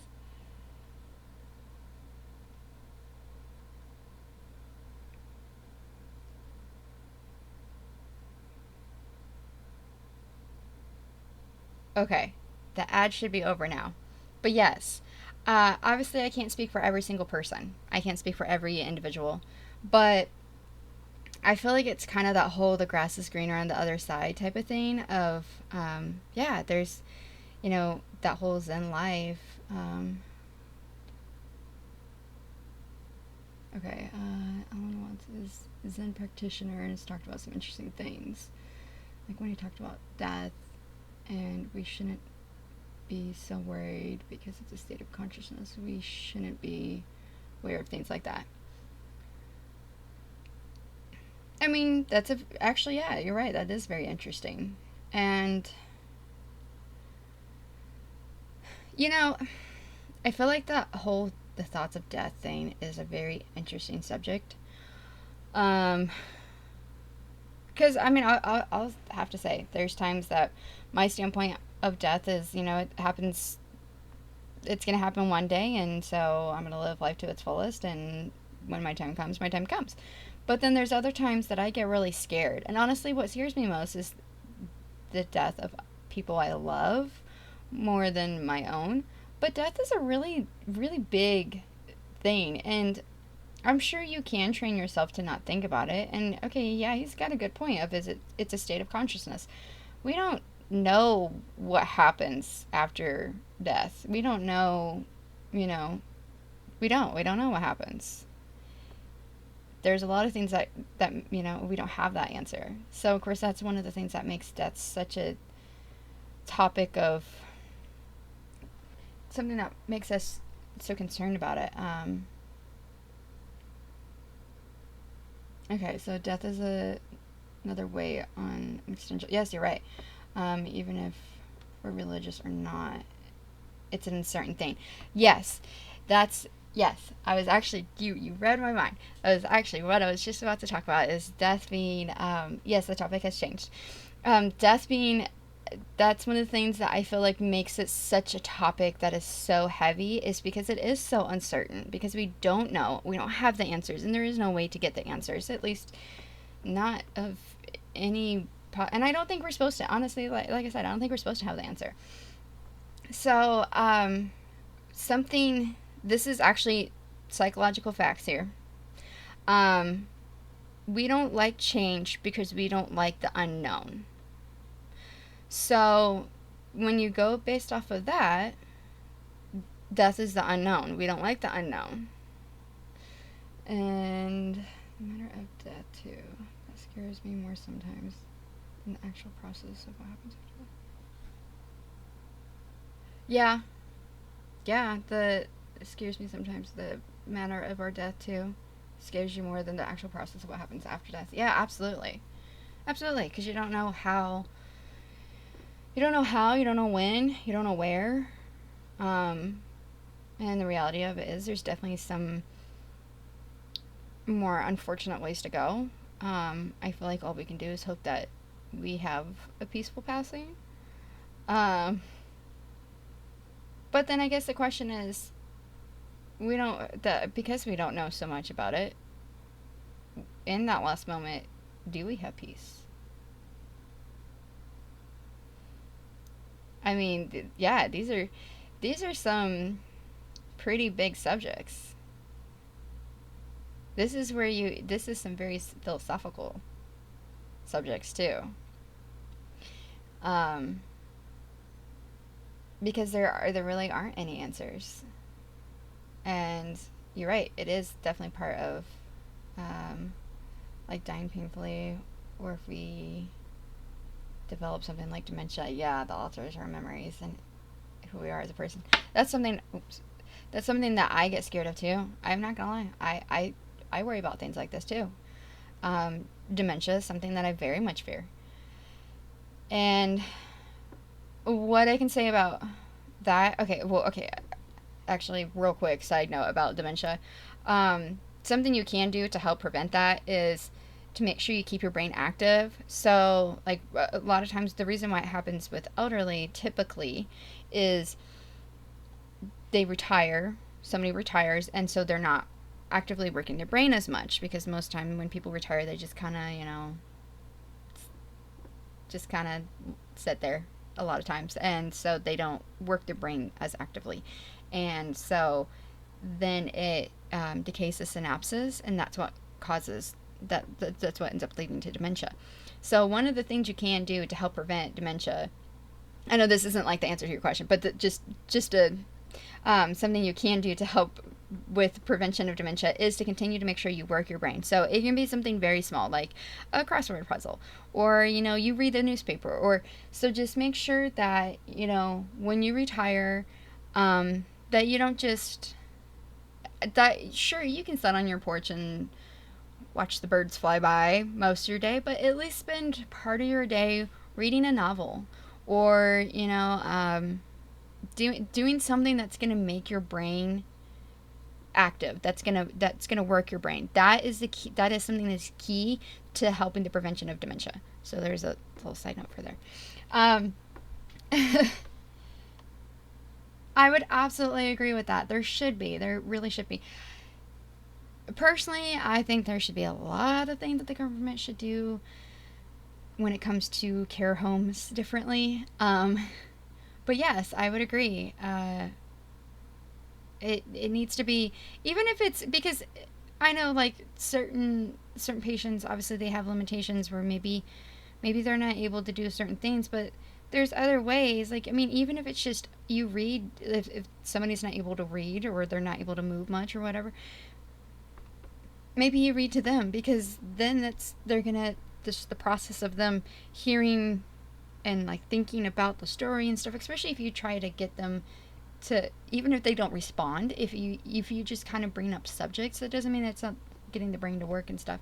So yeah, I absolutely agree. I think there's definitely some things that it would be a really helpful thing. So, but yes, trying to keep your brain active, you can find, there's all those things like the brain games and all that stuff. It doesn't have to be anything like extraordinary. You don't have to, do physics to be able to keep your brain active. You can just, like I said, you can just read. You can read fiction. It doesn't matter what you read. Just doing something to keep your brain engaged, to keep your brain active. Crossword puzzles, whatever it is. Having philosophical conversations like you and I are having right now. These are really big, important things to help keeping your brain active.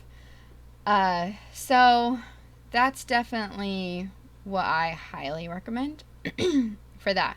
As far as just the overall question, though, yeah, you're right. It's a very hard thing, and I don't know. I don't really have an answer, if I'm being honest. I mean, I can definitely do some research, and I will. I will do some research for the following, for the next Mental Health Monday for you.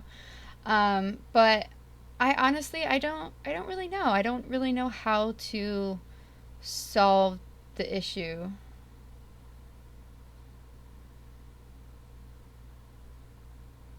Okay.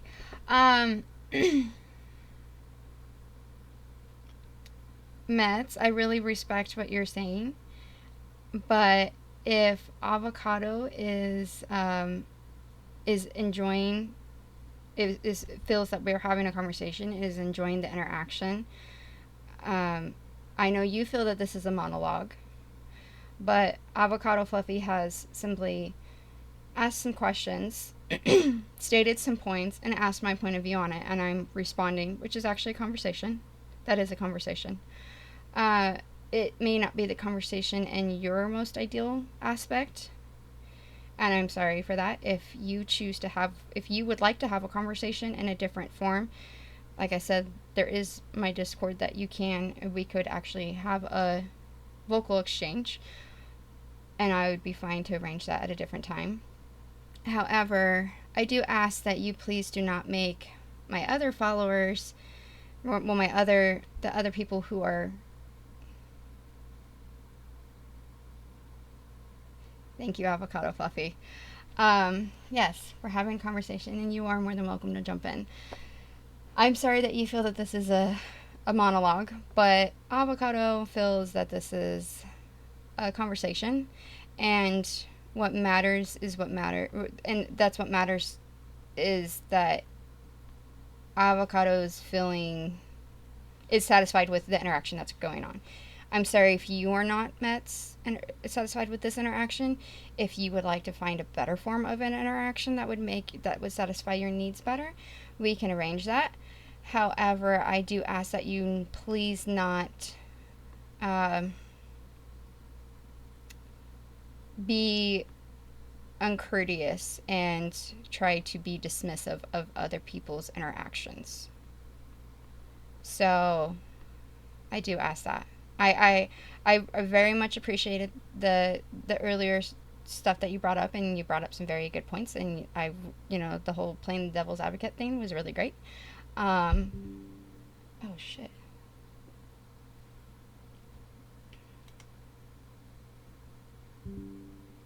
Anastasia, did you end it? No, it went down. Did it go down or did you get shut down? It went down. My OBS went down. That's what happened. Yeah, my OBS. Sorry, my program that I'm running my stream through, it disconnected. I'm very sorry, but thank you for being patient and coming back. Yeah, my OBS it disconnected for a second. It's not been the first time it's happened, unfortunately. It's just happened So, but we're back. We're running. We're good. Um, so yes. Anyway,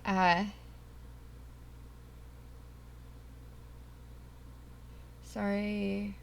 It's from our last. No, I know it's from our last topic, and I'm very happy to talk about that topic. But I just the way that just the statement that you made, I just feel that it could potentially affect other people negatively, and I don't want that to happen. So I'm completely okay with. I am more than happy to have that topic talked about with you. Um, we can talk about it on a different stream if you wanted to. We I could definitely I could set up a whole stream about that if you wanted to. I would be more than happy to do that with you. Um, or if you wanted to just set up a different time to talk about it, just with you, just on a one-on-one, that's fine too. But I ask that you don't insert your that you be a little bit kinder on how you insert your opinions so it doesn't negatively affect other people. Um, I know that was the topic we had, and I am very, but I mean, but I think that actually brings up a very good point about our topic is that um, here's another person, Avocado Fluffy, um, who feels that this is in fact a conversation. So, and I hope, Avocado Fluffy, that you are enjoying our conversation. Um, and you're bringing up some very excellent, very interesting topic points to talk about, and I really, really, really like that. Great! I'm so glad. I'm so glad to hear. I love our conversation too. So that's. I think this is actually a very good point to the topic that we were talking about, Mets, is that every person is different. This is this absolutely gives complete credit to every person's different. Everybody has different viewpoints. Uh, yes, I do too. I love that we started with cake and we went on to philosophy. I love talking about philosophy. Um, philosophy, philosophy, psychology, and biology. Those are my subjects. Um, that's literally what I got my degrees in. So I absolutely love having this philosophical conversation. Um, but yeah, I think that that's it. That is, like I said, it's a very big subject of. I'm gonna have to do some research. I am. I do actually want to do some more research, and I want to do some research on some ways that might be good for. Because I'm gonna be honest, I don't have any answers at this moment for you. Um, uh, just to clarify, topic was that Twitch communication was not always good. That it has good sides and bad sides. One of the bad sides was that the conversations tend to be monologues, not dialogues. Thank you. I appreciate that you brought up the clarification for your. Thank you. I appreciate that. But yes, that was the topic that we had talked about earlier. Escape artist, thank you so much for the raid. I hope you had a good stream. How was your stream? Let me shout you out for the. Why is this not popping up? Oh, because I don't know how to. Okay. Hello, Raiders.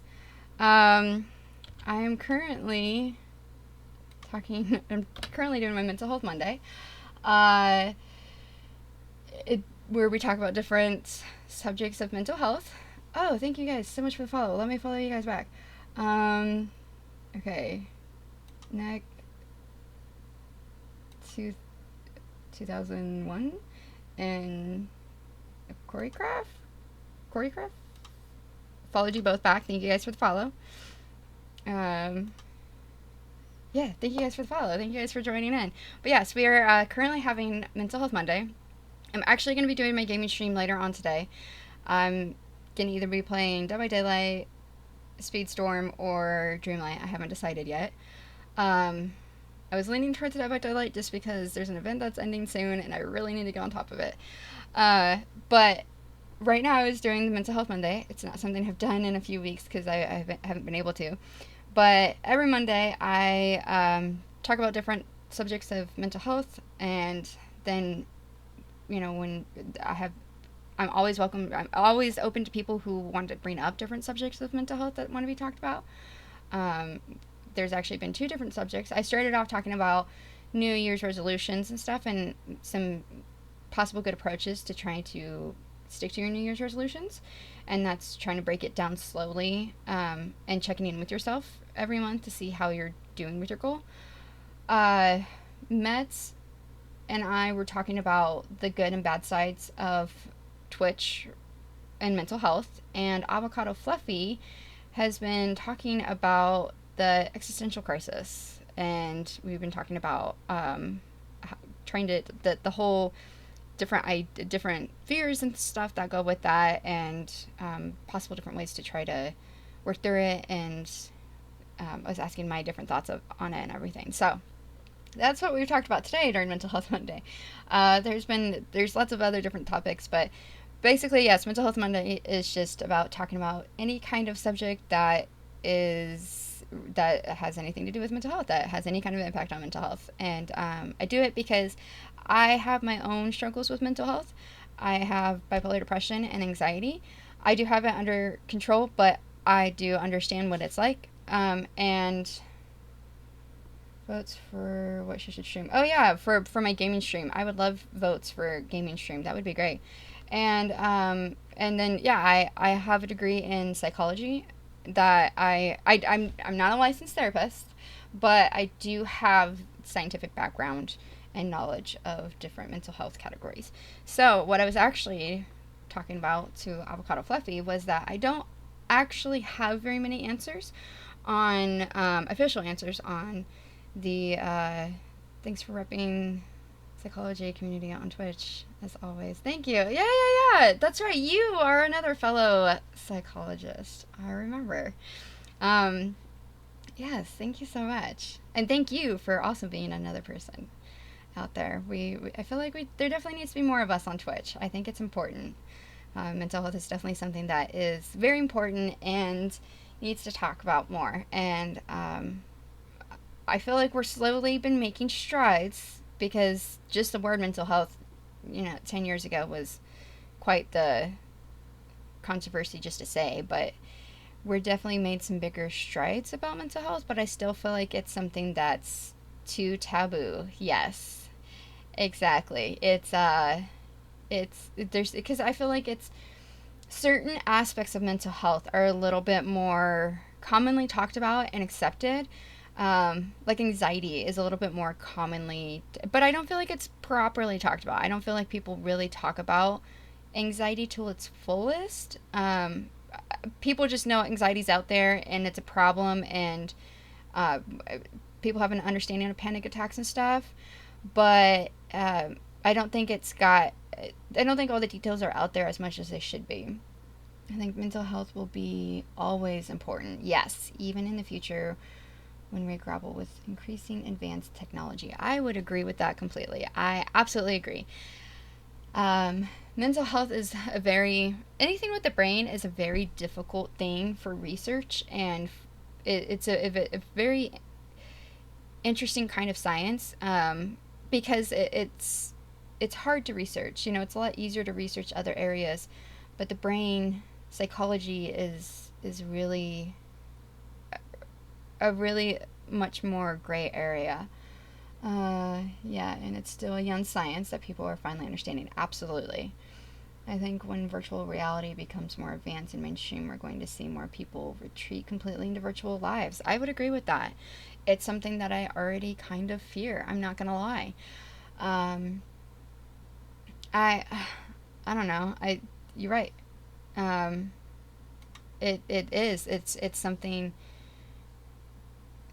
that technology, that's a whole nother philosophical conversation. I actually took a whole class called philosophy and technology.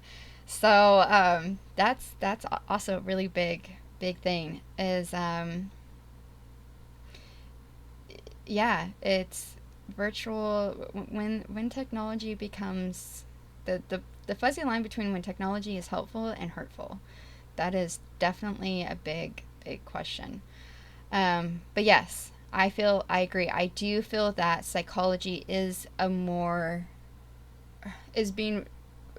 bit more recognized. I mean, not that it's not more recognized, but it's I still feel like you're right. It's a younger science that is definitely still being understood by more of the population, I feel like. And honestly, I think a lot of that had to do with COVID, where everybody was quarantined and stuff. And I think because, of course, that messed with everybody's head badly.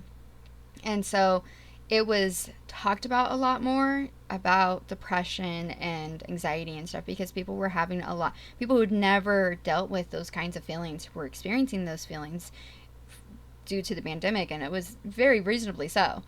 So, and of course, people who already suffered from these issues were, suffering more from their issues. And so it's definitely, I feel like it was talked about a little bit more because of that.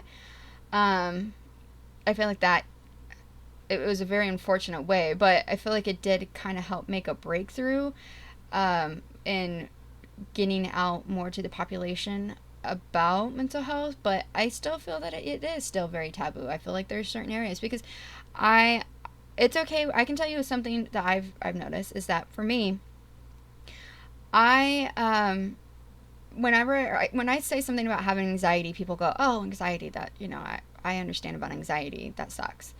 But then when I say that I have bipolar disorder, automatically I have a lot of, some people are like, "Oh, I understand that too, like that sucks." But then I have a lot of people who go, "Oh, like you're going to go like all schizophrenic on me, and like you're going to, and schizophrenia is a whole different thing." Like people think that I'm going to suddenly like, just slap them for no reason. And it's just like, it's really frustrating because bipolar disorder is actually more common than people think, and it's just it's a it's how is anxiety acceptable to talk about but not bipolar disorder? And I think that's very, very frustrating. I'm medicated and treated for both of these things, and so it's not like I have it pretty well in check. So I think it's very frustrating that people there's still a lot to be understood about it in a more general basis. I need more to read more psychology still on. Oh, I love Freud, about the foundations of psychology. Yes. I could find some books that I could suggest for you. If you just want some different topics about psychology that you want me to talk about, I am more than happy to do that. I have a degree in psychology. I could talk about psychology forever.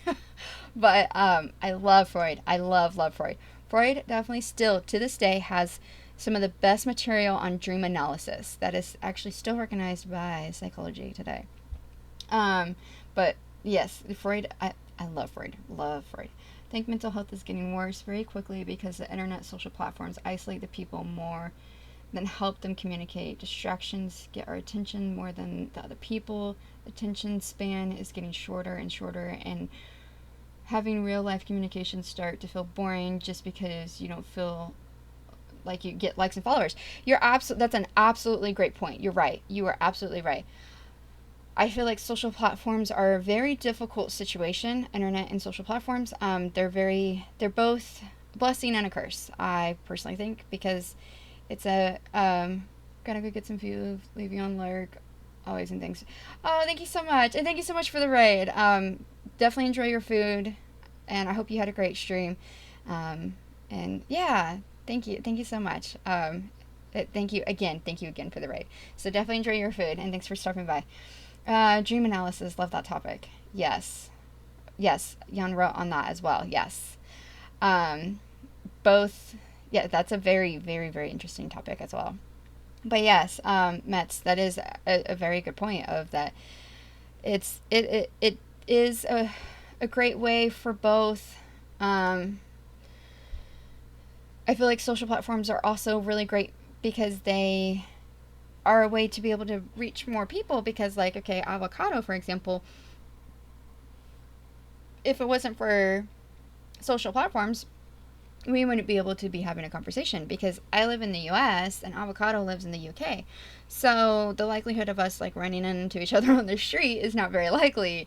So we're able to have this great conversation now because of social platforms. So I feel that there is some really great things about these social platforms, but then there are also some very negative things about them because people's attention span do get shorter. And I feel like it also has to do with the platform as well. You've got, I mean, I have a TikTok too, but, things like TikTok where you have like these really short videos that you just keep scrolling through, yes, it does have an effect on people's attention spans because people are so used to, oh, I'm used to a minute and you get me the full context of what I needed and amusing me. And then I'm scrolling past. So that becomes a very tricky thing. Because I remember when they made the length time frame on TikTok longer and everybody lost their mind about how ridiculous it was and stuff. So yeah, you've got a good point on that. Um, and then you're right. But I feel like real life communication, I think it just depends a lot on the person. And you're right. Unfortunately, there is a lot of people out there who do have shorter attention spans, who care more about the likes and the follows, and that is a very frustrating thing. And they find normal conversation boring. They're so focused on their phone and they don't want to talk to anybody else. And that is unfortunately a downside. This is again the whole the balance of technology, just like Avocado was talking about with the virtual, the concern that we're going to get so consumed and be completely trapped in virtual. And that is really hard. But virtual does have its benefits, because like I said, I'm able to talk to all of you right now because of social platforms. And I feel like that has had an effect on actually increasing the awareness of mental health, because before the internet, I think that mental health was it was definitely a lot more taboo. Hey, Mickey Man. I'm having a pretty good night. I hope you're having a good night as well. Well, humans have lived without internet so many years, and there's always ways to socialize without internet communication. I think there are better ways and quality on social media currently. Why we use them so rarely. Avocado. I agree with this, even though we can communicate quickly and with more people online, it simultaneously isolates us, yes. It gets us used to and even desiring online communication rather than offline, yes. And though our world functions offline and social interactions is essential for most jobs, it creates a bit of an awkward disconnection inside us and increasingly felt by the younger generations who spend more time online. I would completely agree with all of this stuff. I actually have a friend who is younger, who just turned 18, and I definitely noticed a difference in behavior and mentality. But I do know that she still treasures personal relationships and stuff, because I've known her since she was little, and she still treasures the relationship that we have. So it's like I said, this is where the technology, the philosophy of technology becomes a very big subject, because when it's a very big challenge between it being hurtful and helpful. Because yes, it does create a disconnect. I feel like it simultaneously creates a disconnect and a connect. And you know who that is? What do you mean? So we understand there's a problem even here on Twitch. Do we have some ideas on how to change it to make it better? It's a good question. It's actually a really good question. I don't have any more snoozes. Okay. So I'm gonna have an ad that's about to run in about a minute. I'm very sorry. I don't have any ads, or all my ad snoozes I've used up. But I'll just give you that forewarning right now. But yes, these are all very, very good questions. Ultimately, like I said, the question of how to change it and make it better, that's a good question. I mean, do you have any ideas on it? Can you think of any ideas? Because yes, social platforms, the internet, everything, it has, because I do feel like it has created more awareness, because I feel that while yes, we did survive without internet beforehand, it also has allowed more the information access to the masses and more information. And so I feel like that has helped, for like mental health awareness. Because people would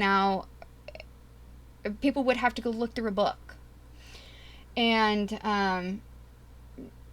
a lot of people, especially with how taboo mental health was seen, they wouldn't go look up a book necessarily. But now, because it's talked about online and stuff, people are a little bit more aware of it and understanding of it and whatnot. So I think it's just, again, it's that tricky thing of blessing and a curse, because I do think the internet definitely has its many great benefits, but then it also has created the issues of disconnect.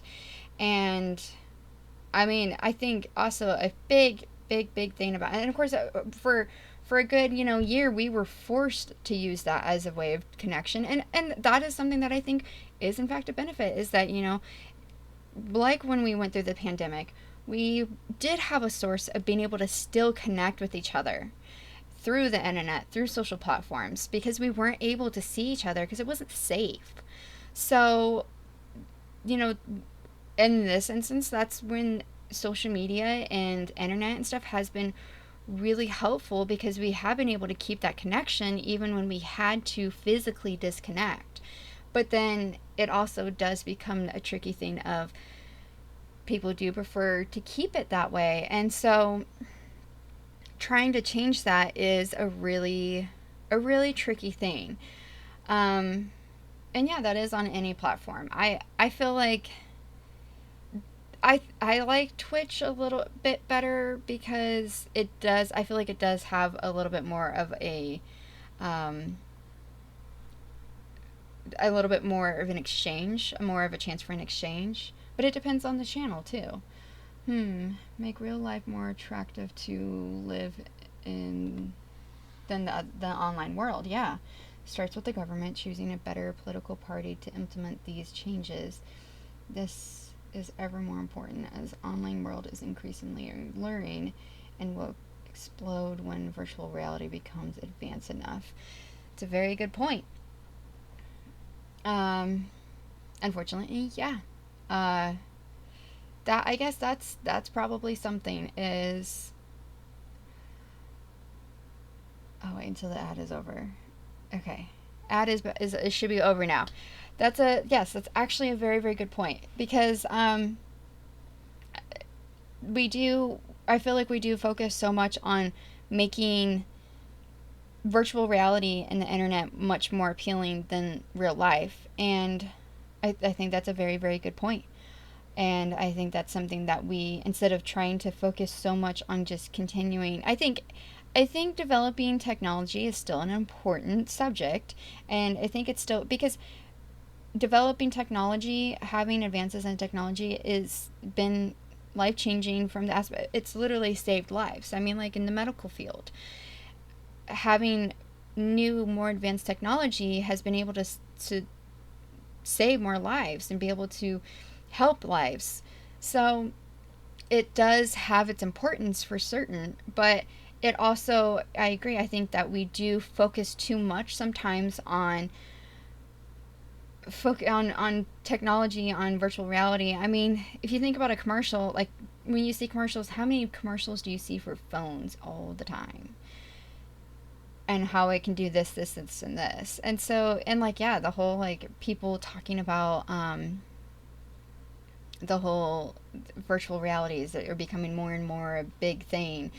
And so, okay, I have some ideas, like changing stream format, make it focused on dialogue, or even better, have more than two people on conversation.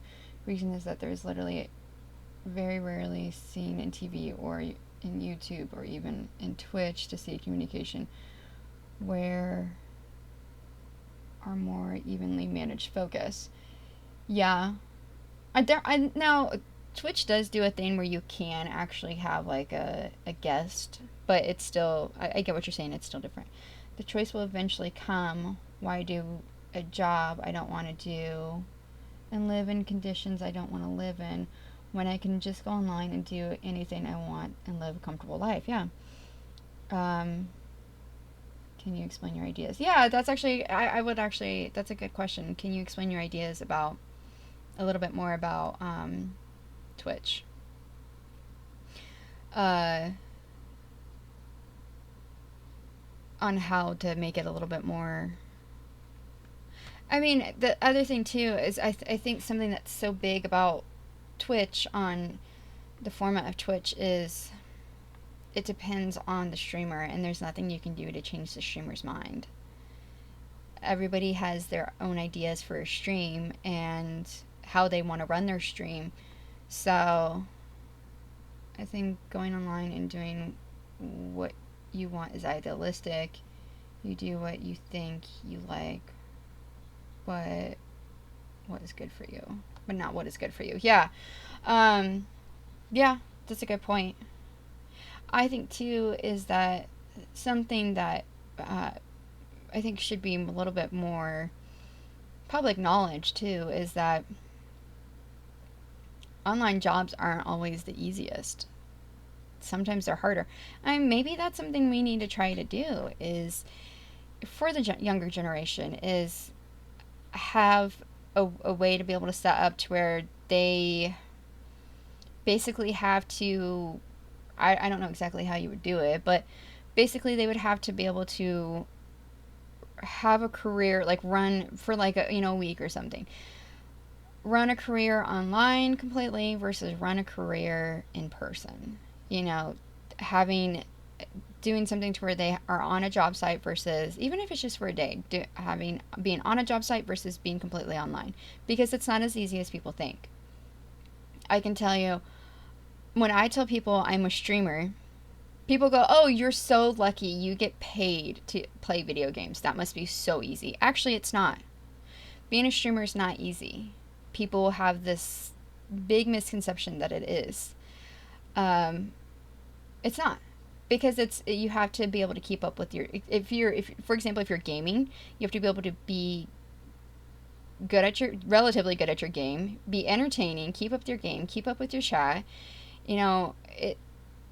It's a lot harder than people think. To me, advanced technology is like climate change. We know the danger is ahead, and we should do things about it to stop the danger or catastrophic event. I would agree with that. It is.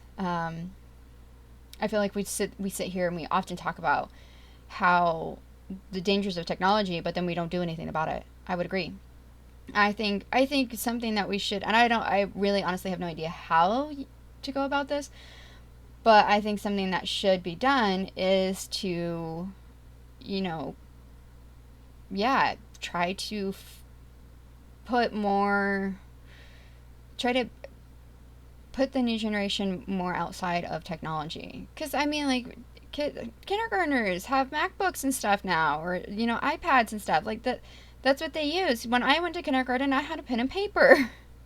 Even in high school, I had a pen and paper. So I think that's something that's important is, and I understand it's definitely more environmentally better to have an iPad than a pen and paper, because then you're not wasting paper. But yeah, the first idea, make strong focus, not on the topic, but on a person. Ignore most of the distractions what online media throw at you: advertisements, likes, followers, ratings, subscribes, other people talk, spam, etc., etc. Yeah, that's a good point. It's a very good point. Yeah, and that's honestly, and maybe that's something that needs to be implemented, is, and unfortunately it would never happen. It's a nice idea, but is the changing advertising, is to reduce pop-ups, because that I feel like has a huge, because when you're sitting there and it's really easy to decrease attention span and whatnot, and yeah, distract others when you get all these pop-ups, and of course they're geared towards what you have already shown an interest in. It would take a huge cultural shift to make people not want those things. That's true. Just for info, I have no advertisement here. Okay. Um, yeah, it's definitely. I mean, like, I don't like having to run ads. I don't. But it's part of the way that Twitch pays me. And so I mean, and part of the reason why I do in fact stream is to help my family financially, because that's what I'm able to do at the moment to help them financially. That and embroider. But I don't like having to run ads. Um, it, so it's a really hard thing. Um, but yeah, no, it's even Sarah Guy Allen sold his books. You're right.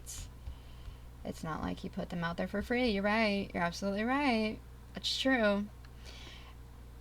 It unfortunately, that's another problem, is that one of the I feel like something that's a whole another element that should be considered as far as all of this goes is that it's honestly really hard to live today. It's so expensive. Being alive is expensive. Food is expensive. Living's expensive. It's so expensive. The economy is ridiculous, and so we have to do whatever we can to make a buck so we can be able to feed ourselves. And so then I feel like that also increases the issue of detachment and dehumanizing people. So I think that also that becomes a big issue, because we have to be able to feed ourselves. We have to be able to take care of ourselves. Even to live off the grid, you need money to stay, yeah, to set that up. And our modern education doesn't teach us survival skills anymore. That's that's true. It's very true. I mean, our modern education doesn't really, honestly, I don't feel like it teaches us much of anything to do with being useful and like how to just be alive. Yeah, just to just survive.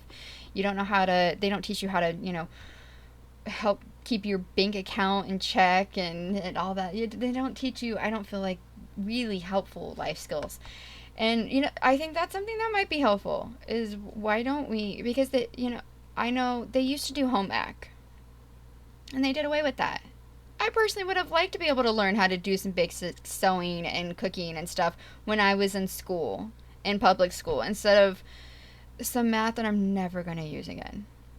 So I think that's something that's also, that should be, why don't we have important life lessons learned in school instead of learning what we think is necessary curriculum? I think that's something else that should be reevaluated. And I think something that should, again, I think a lesson that should be taught in school is understanding what it would be like to live, to have to, a livelihood on completely online versus in person, because it's, they both have their benefits and their less desirable attributes, both of them. I know people think online, oh, making money online is so easy and it's so much more convenient. No, not necessarily. Um, Second idea, upgrade the conversation medium, make it more even. From text to vocal, from voice to video, from video to real life. Ideally, yes, but how are you going to do that? Because we went the opposite way. Everything was real life, and then, we started having phone calls and videos, and so how are you gonna reverse that? Because, and now to text. So that's, you would have to basically reverse the evolution of conversation right there. And I wouldn't say that it's never necessarily evolution, because I don't know that it's necessarily the best thing, but that's how it would be technically titled. But yeah, you're right. I think something that that should be done is definitely trying to have more, some combination focus out a person, says out that person's name. Say out the person, okay, so focus out a person, say out the person's name, ask if the person wants to be on a topic, ask if there's a way to upgrade their medium, and talk with the person, not with audience. Now, okay, the only thing that I have to say about this, you've got a good point, but the only thing that I have to say about the whole thing with the audience is that it has allowed for more awareness, because before, because like I said, I wouldn't be able to talk to some of you if it wasn't for this audience type platform. Now, I try really hard to recognize each person, and I do it obviously by a username, so I don't actually know what your real name is, but I do it by some kind of name. And sometimes it's really hard to say the usernames, but I try to at least say part of the username. So I do try to recognize every person. If you notice, I keep track on when people follow and when people jump into stream chat and all that. And so I do try to keep track of that. I know not everybody does, and that's hard. But the thing with it is that if you have no audience, if you start directing everything to where there's no audience, then things are going to start to get less talked about and less recognized. Because one of the ways that we're able to, I feel like, bring awareness is with an audience. Twitch as a corporation is probably never going away. That's true. They have too much money with which they can use to influence people, technology, and culture in order to stay relevant and keep their central concept in. Yeah, you're right. Yeah, you're absolutely right. But it does, yes, it does have its negative effects, but I also feel that it does have its positive effects, because there's been things that I've talked about on here that other people that, other audience members who may be not directly involved in the chat that I'm having with a specific person at the time, they may be listening and they may end up finding out something that they didn't think about, or they might end up getting a perspective change. You found a lot of good streams on here. I'm glad you've been able to find a lot of good streams on here. That's the hard thing, is you just have to look for them. You have to find them. I've been able to find some really good streams. I've been able to find streams that are just gaming streams. Like, there's been times that I've had troubles with actual, face-to-face contact friendships that I have, and it's really gotten me down, and I've gone on to a stream with somebody that I've connected with, their stream before, and I've been like, hey, I've had a really rough day, like, a friend of mine did this to me, and they're like, oh my god, I'm so sorry, like, we're here for you, we're here to support you, why don't you come join in on this game, it's the least we can do. So it's, then I'm able to have that connection, and yes, obviously a more in-person connection is better, but the in-person connection that I just had was really negative, but now I was able to have some kind of connection still that was positive. One time I found a musician and participated in magic tricks. That's awesome. That's really cool. See, that's what I'm talking about, is, there's streams out there.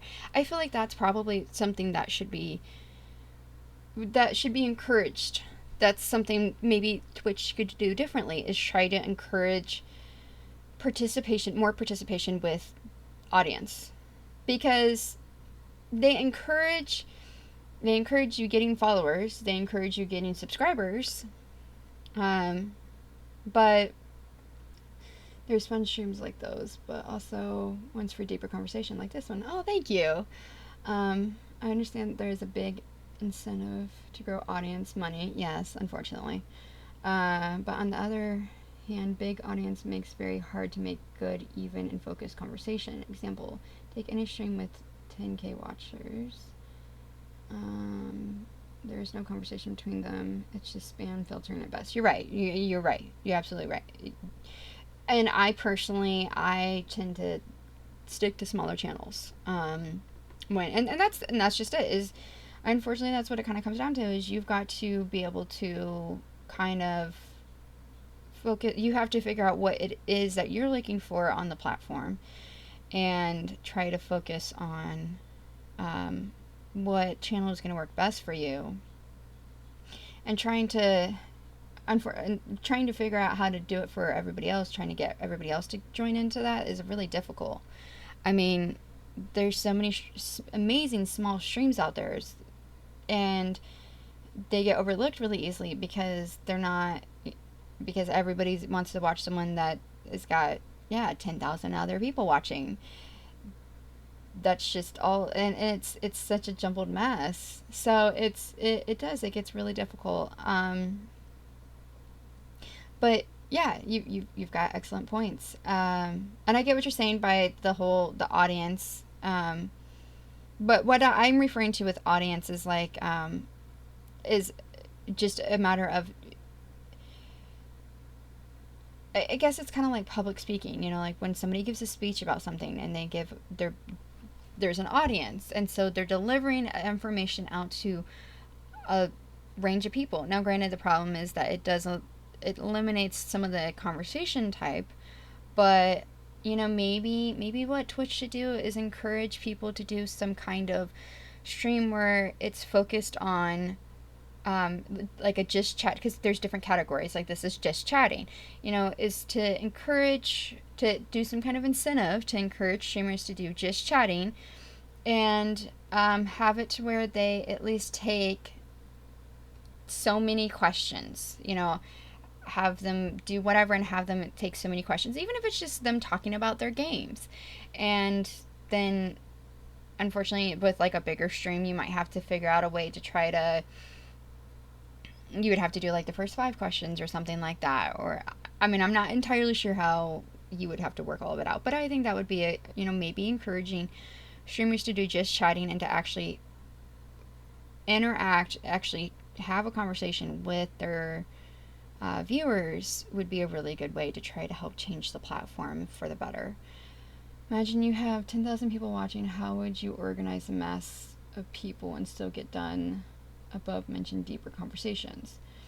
Although, to be fair, musician I found had stream delay of a minute, so my participation of the Magic Church was a bit awkward. Yeah, that's a good point. You do lose as a bigger streamer, but I'm sure the money it makes more up for it. That's a hard thing. That's a very difficult thing, because yeah, when you're that big of a streamer, you don't have to have other jobs. That is your job. You can just stream and you get paid well for it.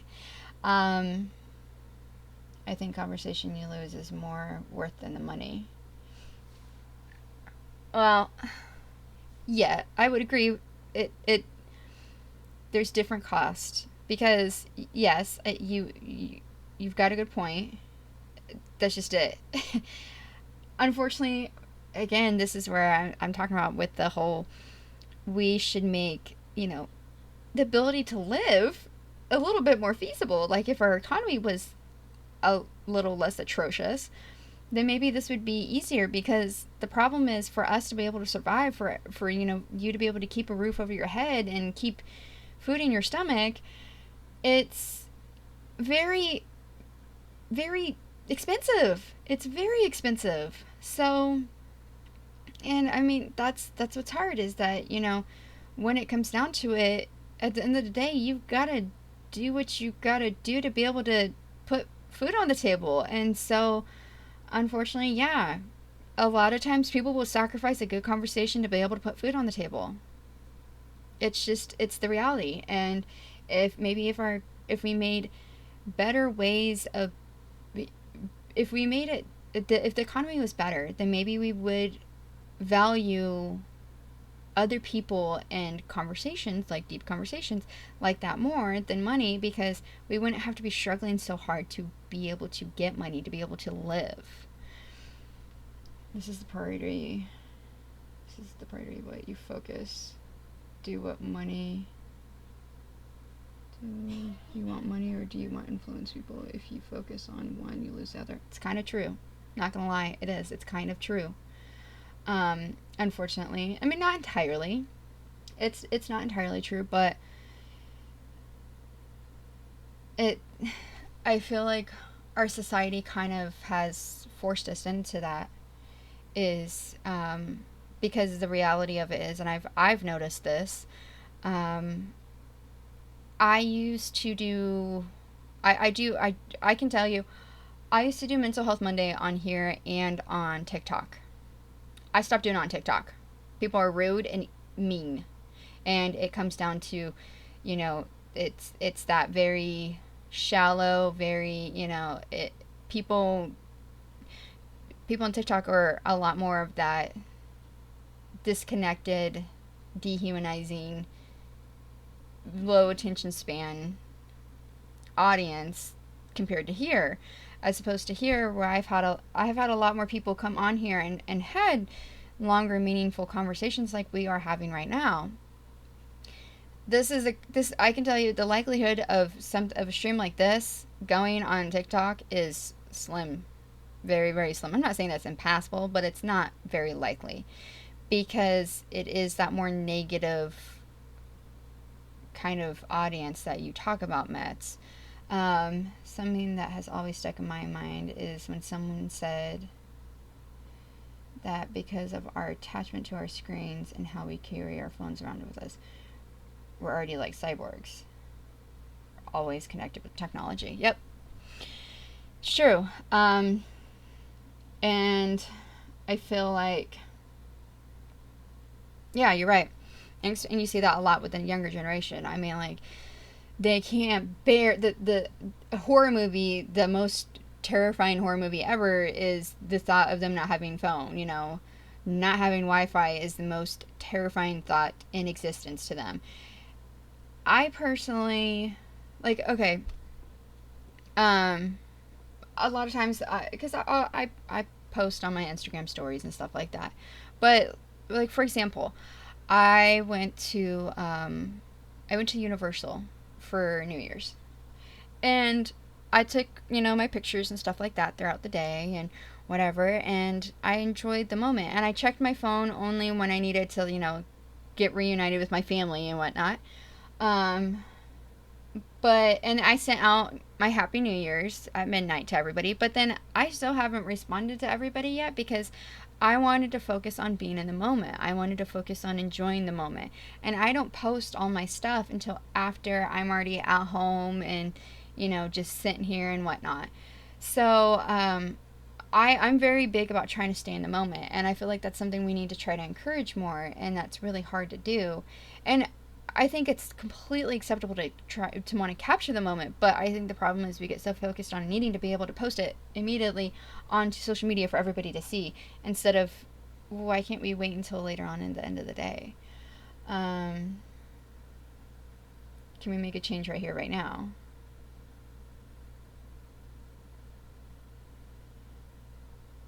What are you suggesting? What kind of change are you suggesting?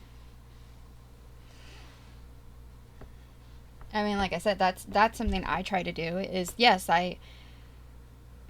there's times that I honestly don't even want to have my phone with me, but I try to keep my phone with me because of being more from the aspect of making sure if something goes wrong, I have a way to be able to get myself out of trouble, or um, being able to I need to go over and meet up this person and whatever. So I do try to do that. Two ideas is one, focus on topic, one person, and upgrade the medium. So now here's my thing about this. You keep talking about one person. You keep talking about direct individual things. So what about a group of friends? Do you find it I'm another ad's about to start. I'm very sorry. I can't snooze it. Do you look down on like groups of friends, like parties and stuff? You keep talking about individual, like one-on-one connections. So what happens when you're talking about a group of like 5 people? Do you frown upon that, of having a group of 5 friends hanging out? Do you think that's not a good idea.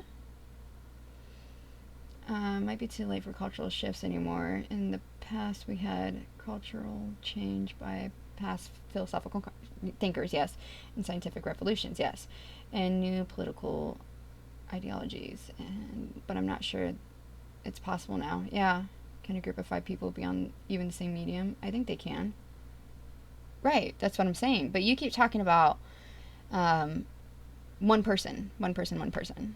So then, how that but do you see what I'm saying? Like, you keep talking about one person, about that, having to limit it, but then somebody you can't enjoy a party. That's something to also consider. I mean, I see what you're talking about, but like the technology and stuff, but yeah, unfortunately, um, the reality of it is trying to shift things are very difficult now, because too many people like the way that things are, and they want more technology. Um, I think what the probably the best thing to try to do moving forward is to try to, and there's an ad. um, so yeah, I think probably we need to try to bring more focus on just the on personal conversations. I think is the thing. I don't want to get political, but I take the example from there. They talk and keep talking to each other. They can't get time to talk, like 5 minutes, and it can implement and string to even if there's same behaviors.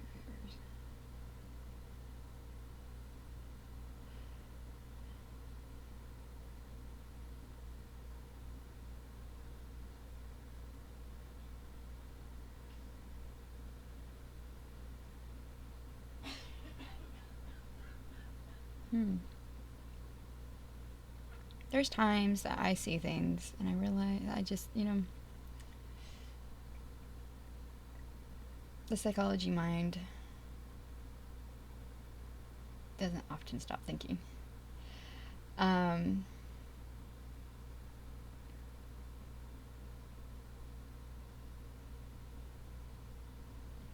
so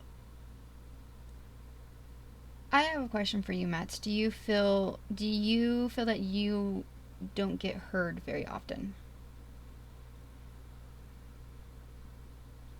Do you feel that it's hard to be heard in general?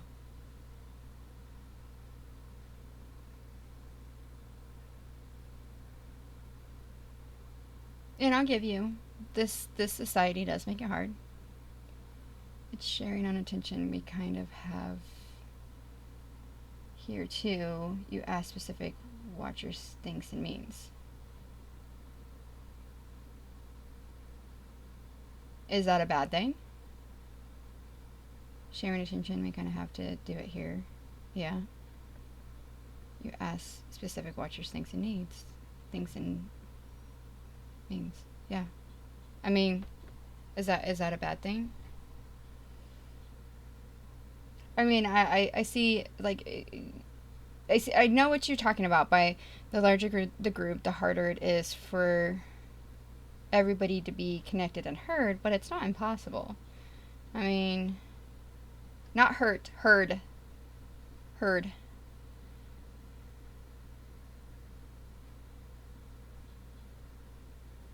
Um, do get hurt, but I don't search to getting hurt.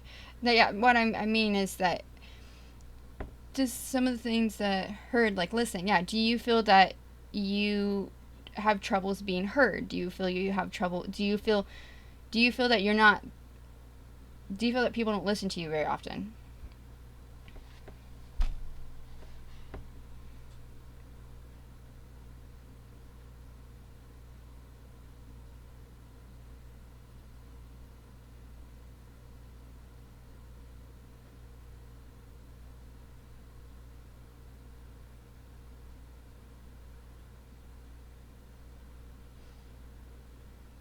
I mean, I think that's probably something that people have a hard time with, especially in the way that society works now.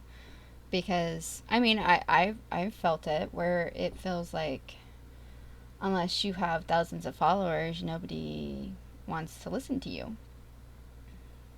That you don't matter. Unfortunately, our society kind of, and that's something that I feel like maybe our society needs to work towards is stop idolizing stuff like that. And unfortunately, it's again these are deals to change, but a lot harder to change than a lot easier said than done. Depends on the situation. I often don't want attention. I don't want to get listened. But in a small group, so I can make myself to listen if I want. I was just wondering because of the different topics that you bring up, the different um, points that you emphasize. It just it just kind of indicates to it just there was just an indication that you feel that um, you're not heard enough, and I feel like a lot of people probably feel that way now because if you don't have thousands of followers, then it's hard for people to. It's easy. It, the way our society works is that it's so easy. We try to. It's that oh well if you don't have 10,000 followers on Instagram then who are you? You're not that relevant. So then why do we listen to somebody who has 10,000 followers just because they have 10,000 followers? That doesn't mean that whatever they say should be worth listening to. Maybe it should be. Who knows? People are increasingly individualized. It feels like we are having less in common with our fellow person, along with breakdown of communities and society. So I think it's hard to have more connected, smaller groups online, or to have each other individual have some temporary spotlight in a big stream. If you think Twitch mediums, then yes, it is hard to get as a watcher to get heard. Yeah, you are one of many. Alternatives are easy to get by. Yeah, I'll give you. I mean, and unfortunately, it just, it's just a stream, I, and it's a hard thing. I mean, from my perspective, yes, I would like a bigger channel because I would like to be able to earn more money so I can be able to support my family better. Yeah, but I also do like these meaningful conversations. I do like these deep conversations with my followers and stuff. And I can tell you that my goal, I mean, not that I expect to ever become a huge stream, but if I were to become a bigger stream, I would, I don't know off the top of my head right now, but I can tell you I would find a way to try to continue to make sure um, people, I wouldn't stop Mental Health Monday, and I wouldn't stop addressing individuals' comments and concerns on Mental Health Monday. I know it would be hard, and I would probably end up having what I'd probably end up having to do is kind of try to filter through the conversation and people who are just randomly saying things just because they're just trying to say something. And I mean, I'm not saying, not necessarily, but like I know that there's individuals that will go on there and just will randomly just say things just because they think it's just annoying and stupid to just, I don't know. They don't do it for any kind of purpose other than just to say, because you've talked about it. It's just all jumbled and it's a mess and chaotic and stuff on big channels. And so I guess what I would do if my channel got bigger is I would try to make sure I went through people who had something that they really wanted to talk about. People who were just saying just random stuff that were just to say something, I probably would maybe try to acknowledge it if I could, or just continue on to whoever had something that was something that needed to be talked about. As an example, usually influence more a watcher. Just ask meaningful, long conversations or questions. It makes you noticed, but not always in a good way. As an example, how... Okay, wait. How usually influence a watcher. So, do you feel that it's not a good thing that when streamers will ask individual viewers certain questions? Do you think that's not a good thing?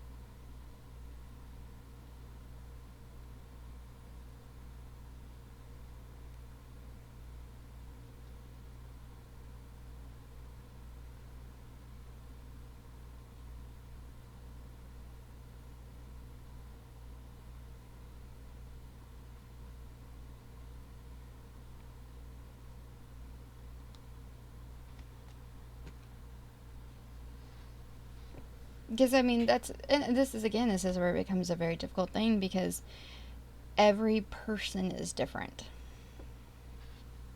You know, some people want to be noticed, some people don't.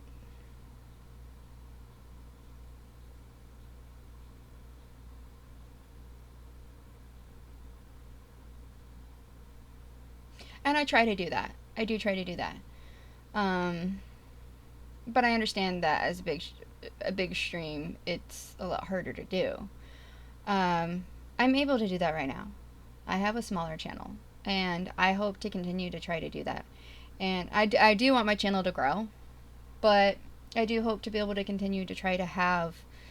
my goal is to, regardless of how big my stream may or may not be, is to continue to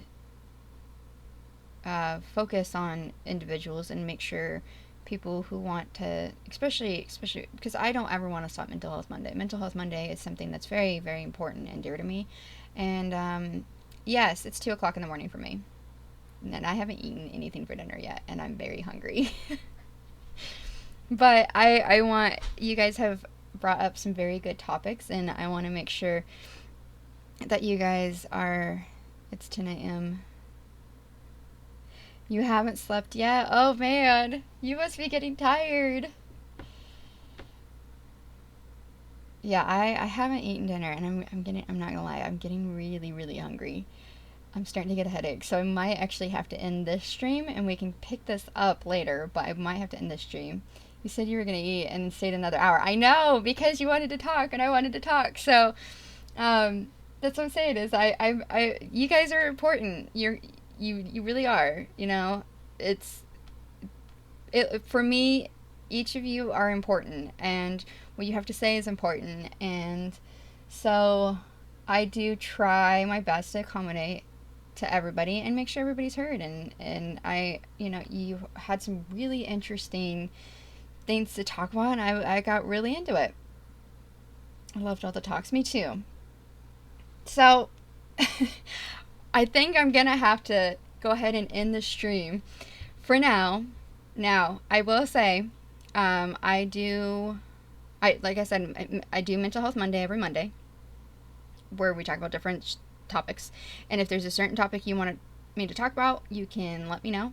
And you can do that in the Discord, you can do that here, you can send me a whisper, and you can always go onto any stream. Now, just because because Mental Health Monday is just, obviously this. Now, I do gaming streams. When I game, though, we usually talk about certain things. Now, I'll give you, there are certain games that I do have a hard time trying to keep up with chat. Yes, I do. I game. So, the main ones that I tend to... there are other games that I do have planned, but the main 3 that I play right now is Dead by Daylight, Disney Dreamlight Valley, and Disney Speedstorm. The other ones that I play is... I do have intentions to play is... I plan on some Dragon Quest, on Tetris anytime. Ooh. I need to practice some Tetris if I'm gonna face up against you. Um, but I do also plan to do Jurassic Park Evolution and some of the Lego games.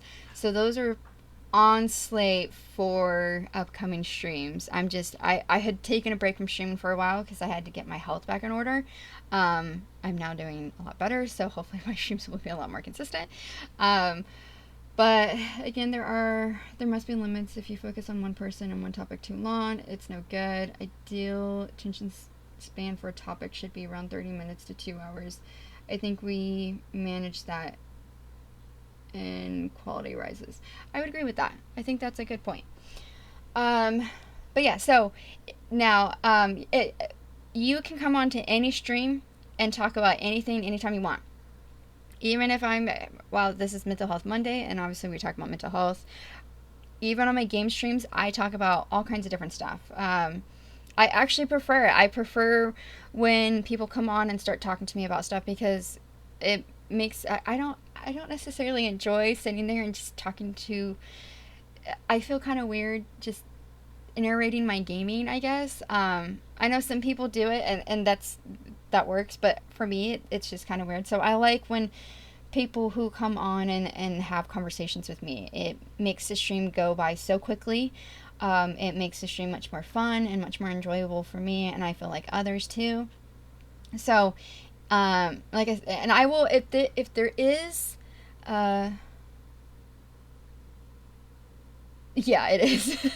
um, so if there is a point in time that I have to focus in on whatever I'm gaming, like if I'm there has been times that I've been like in a race and I'm doing a little bit I'm struggling a little bit more with the race than I expected. So I will say I will check chat in a minute. So there are times that when I'm gaming, and I do try to be really on top of this, is if I'm gaming and if the game is if I really have to put all my attention onto the game at that time, I will say I will check chat in a minute. So I do always try to make sure I look through chat, even if it might take me a minute. The one I have the hardest time trying to keep up with chat is Dead by Daylight, which is why I don't stream that one quite as often now, because I do have I do have to put so much focus into the game. It just depends, but yeah. So you can come on to any stream anytime and talk about whatever you want. I am very much open to that. As long as you guys are being respectful, which you guys have been, I am very open to that. I love when you guys come in and talk. So, with that being said, though, I am going to wrap this stream up, though, because I am very hungry. So, I'm going to go ahead and get some food. I might be on afterwards, depending, to do a gaming stream for a little bit. But yeah, if you, like I said, anytime you guys want to come on stream, but I do Mental Health Mondays every Monday. I usually don't stream Tuesdays, but I do stream definitely on Wednesdays and Thursdays. Sometimes I stream Tuesdays, and I do stream around the same time. But if you want to keep the updates, there is the Discord. I do try to keep updates in my Discord. But you guys are following, so you should get the notifications from Twitch. Sometimes Twitch can be a little not as reliable with notifications, but as long as you keep those notifications turned on, you should be good. But I really, yeah, I appreciate you guys so much for joining. Thank you guys, especially Mets and Avocado, for bringing up some really amazing conversation. I really, really love it. I've had so much fun talking about different stuff. It's been great being able to have such incredible conversation and some very, very important topics that I think really should be talked about, and I'm glad that we did talk about them. So thank you guys for joining in on conversation with me on that and talking about those things, and I hope you guys will join stream again and talk to me some more on a different stream. But for now, I will thank you guys so much for joining and following and hanging out and talking. I really appreciate your guys' time, and I will see you guys on the next stream. I hope you have a good day or night wherever you are.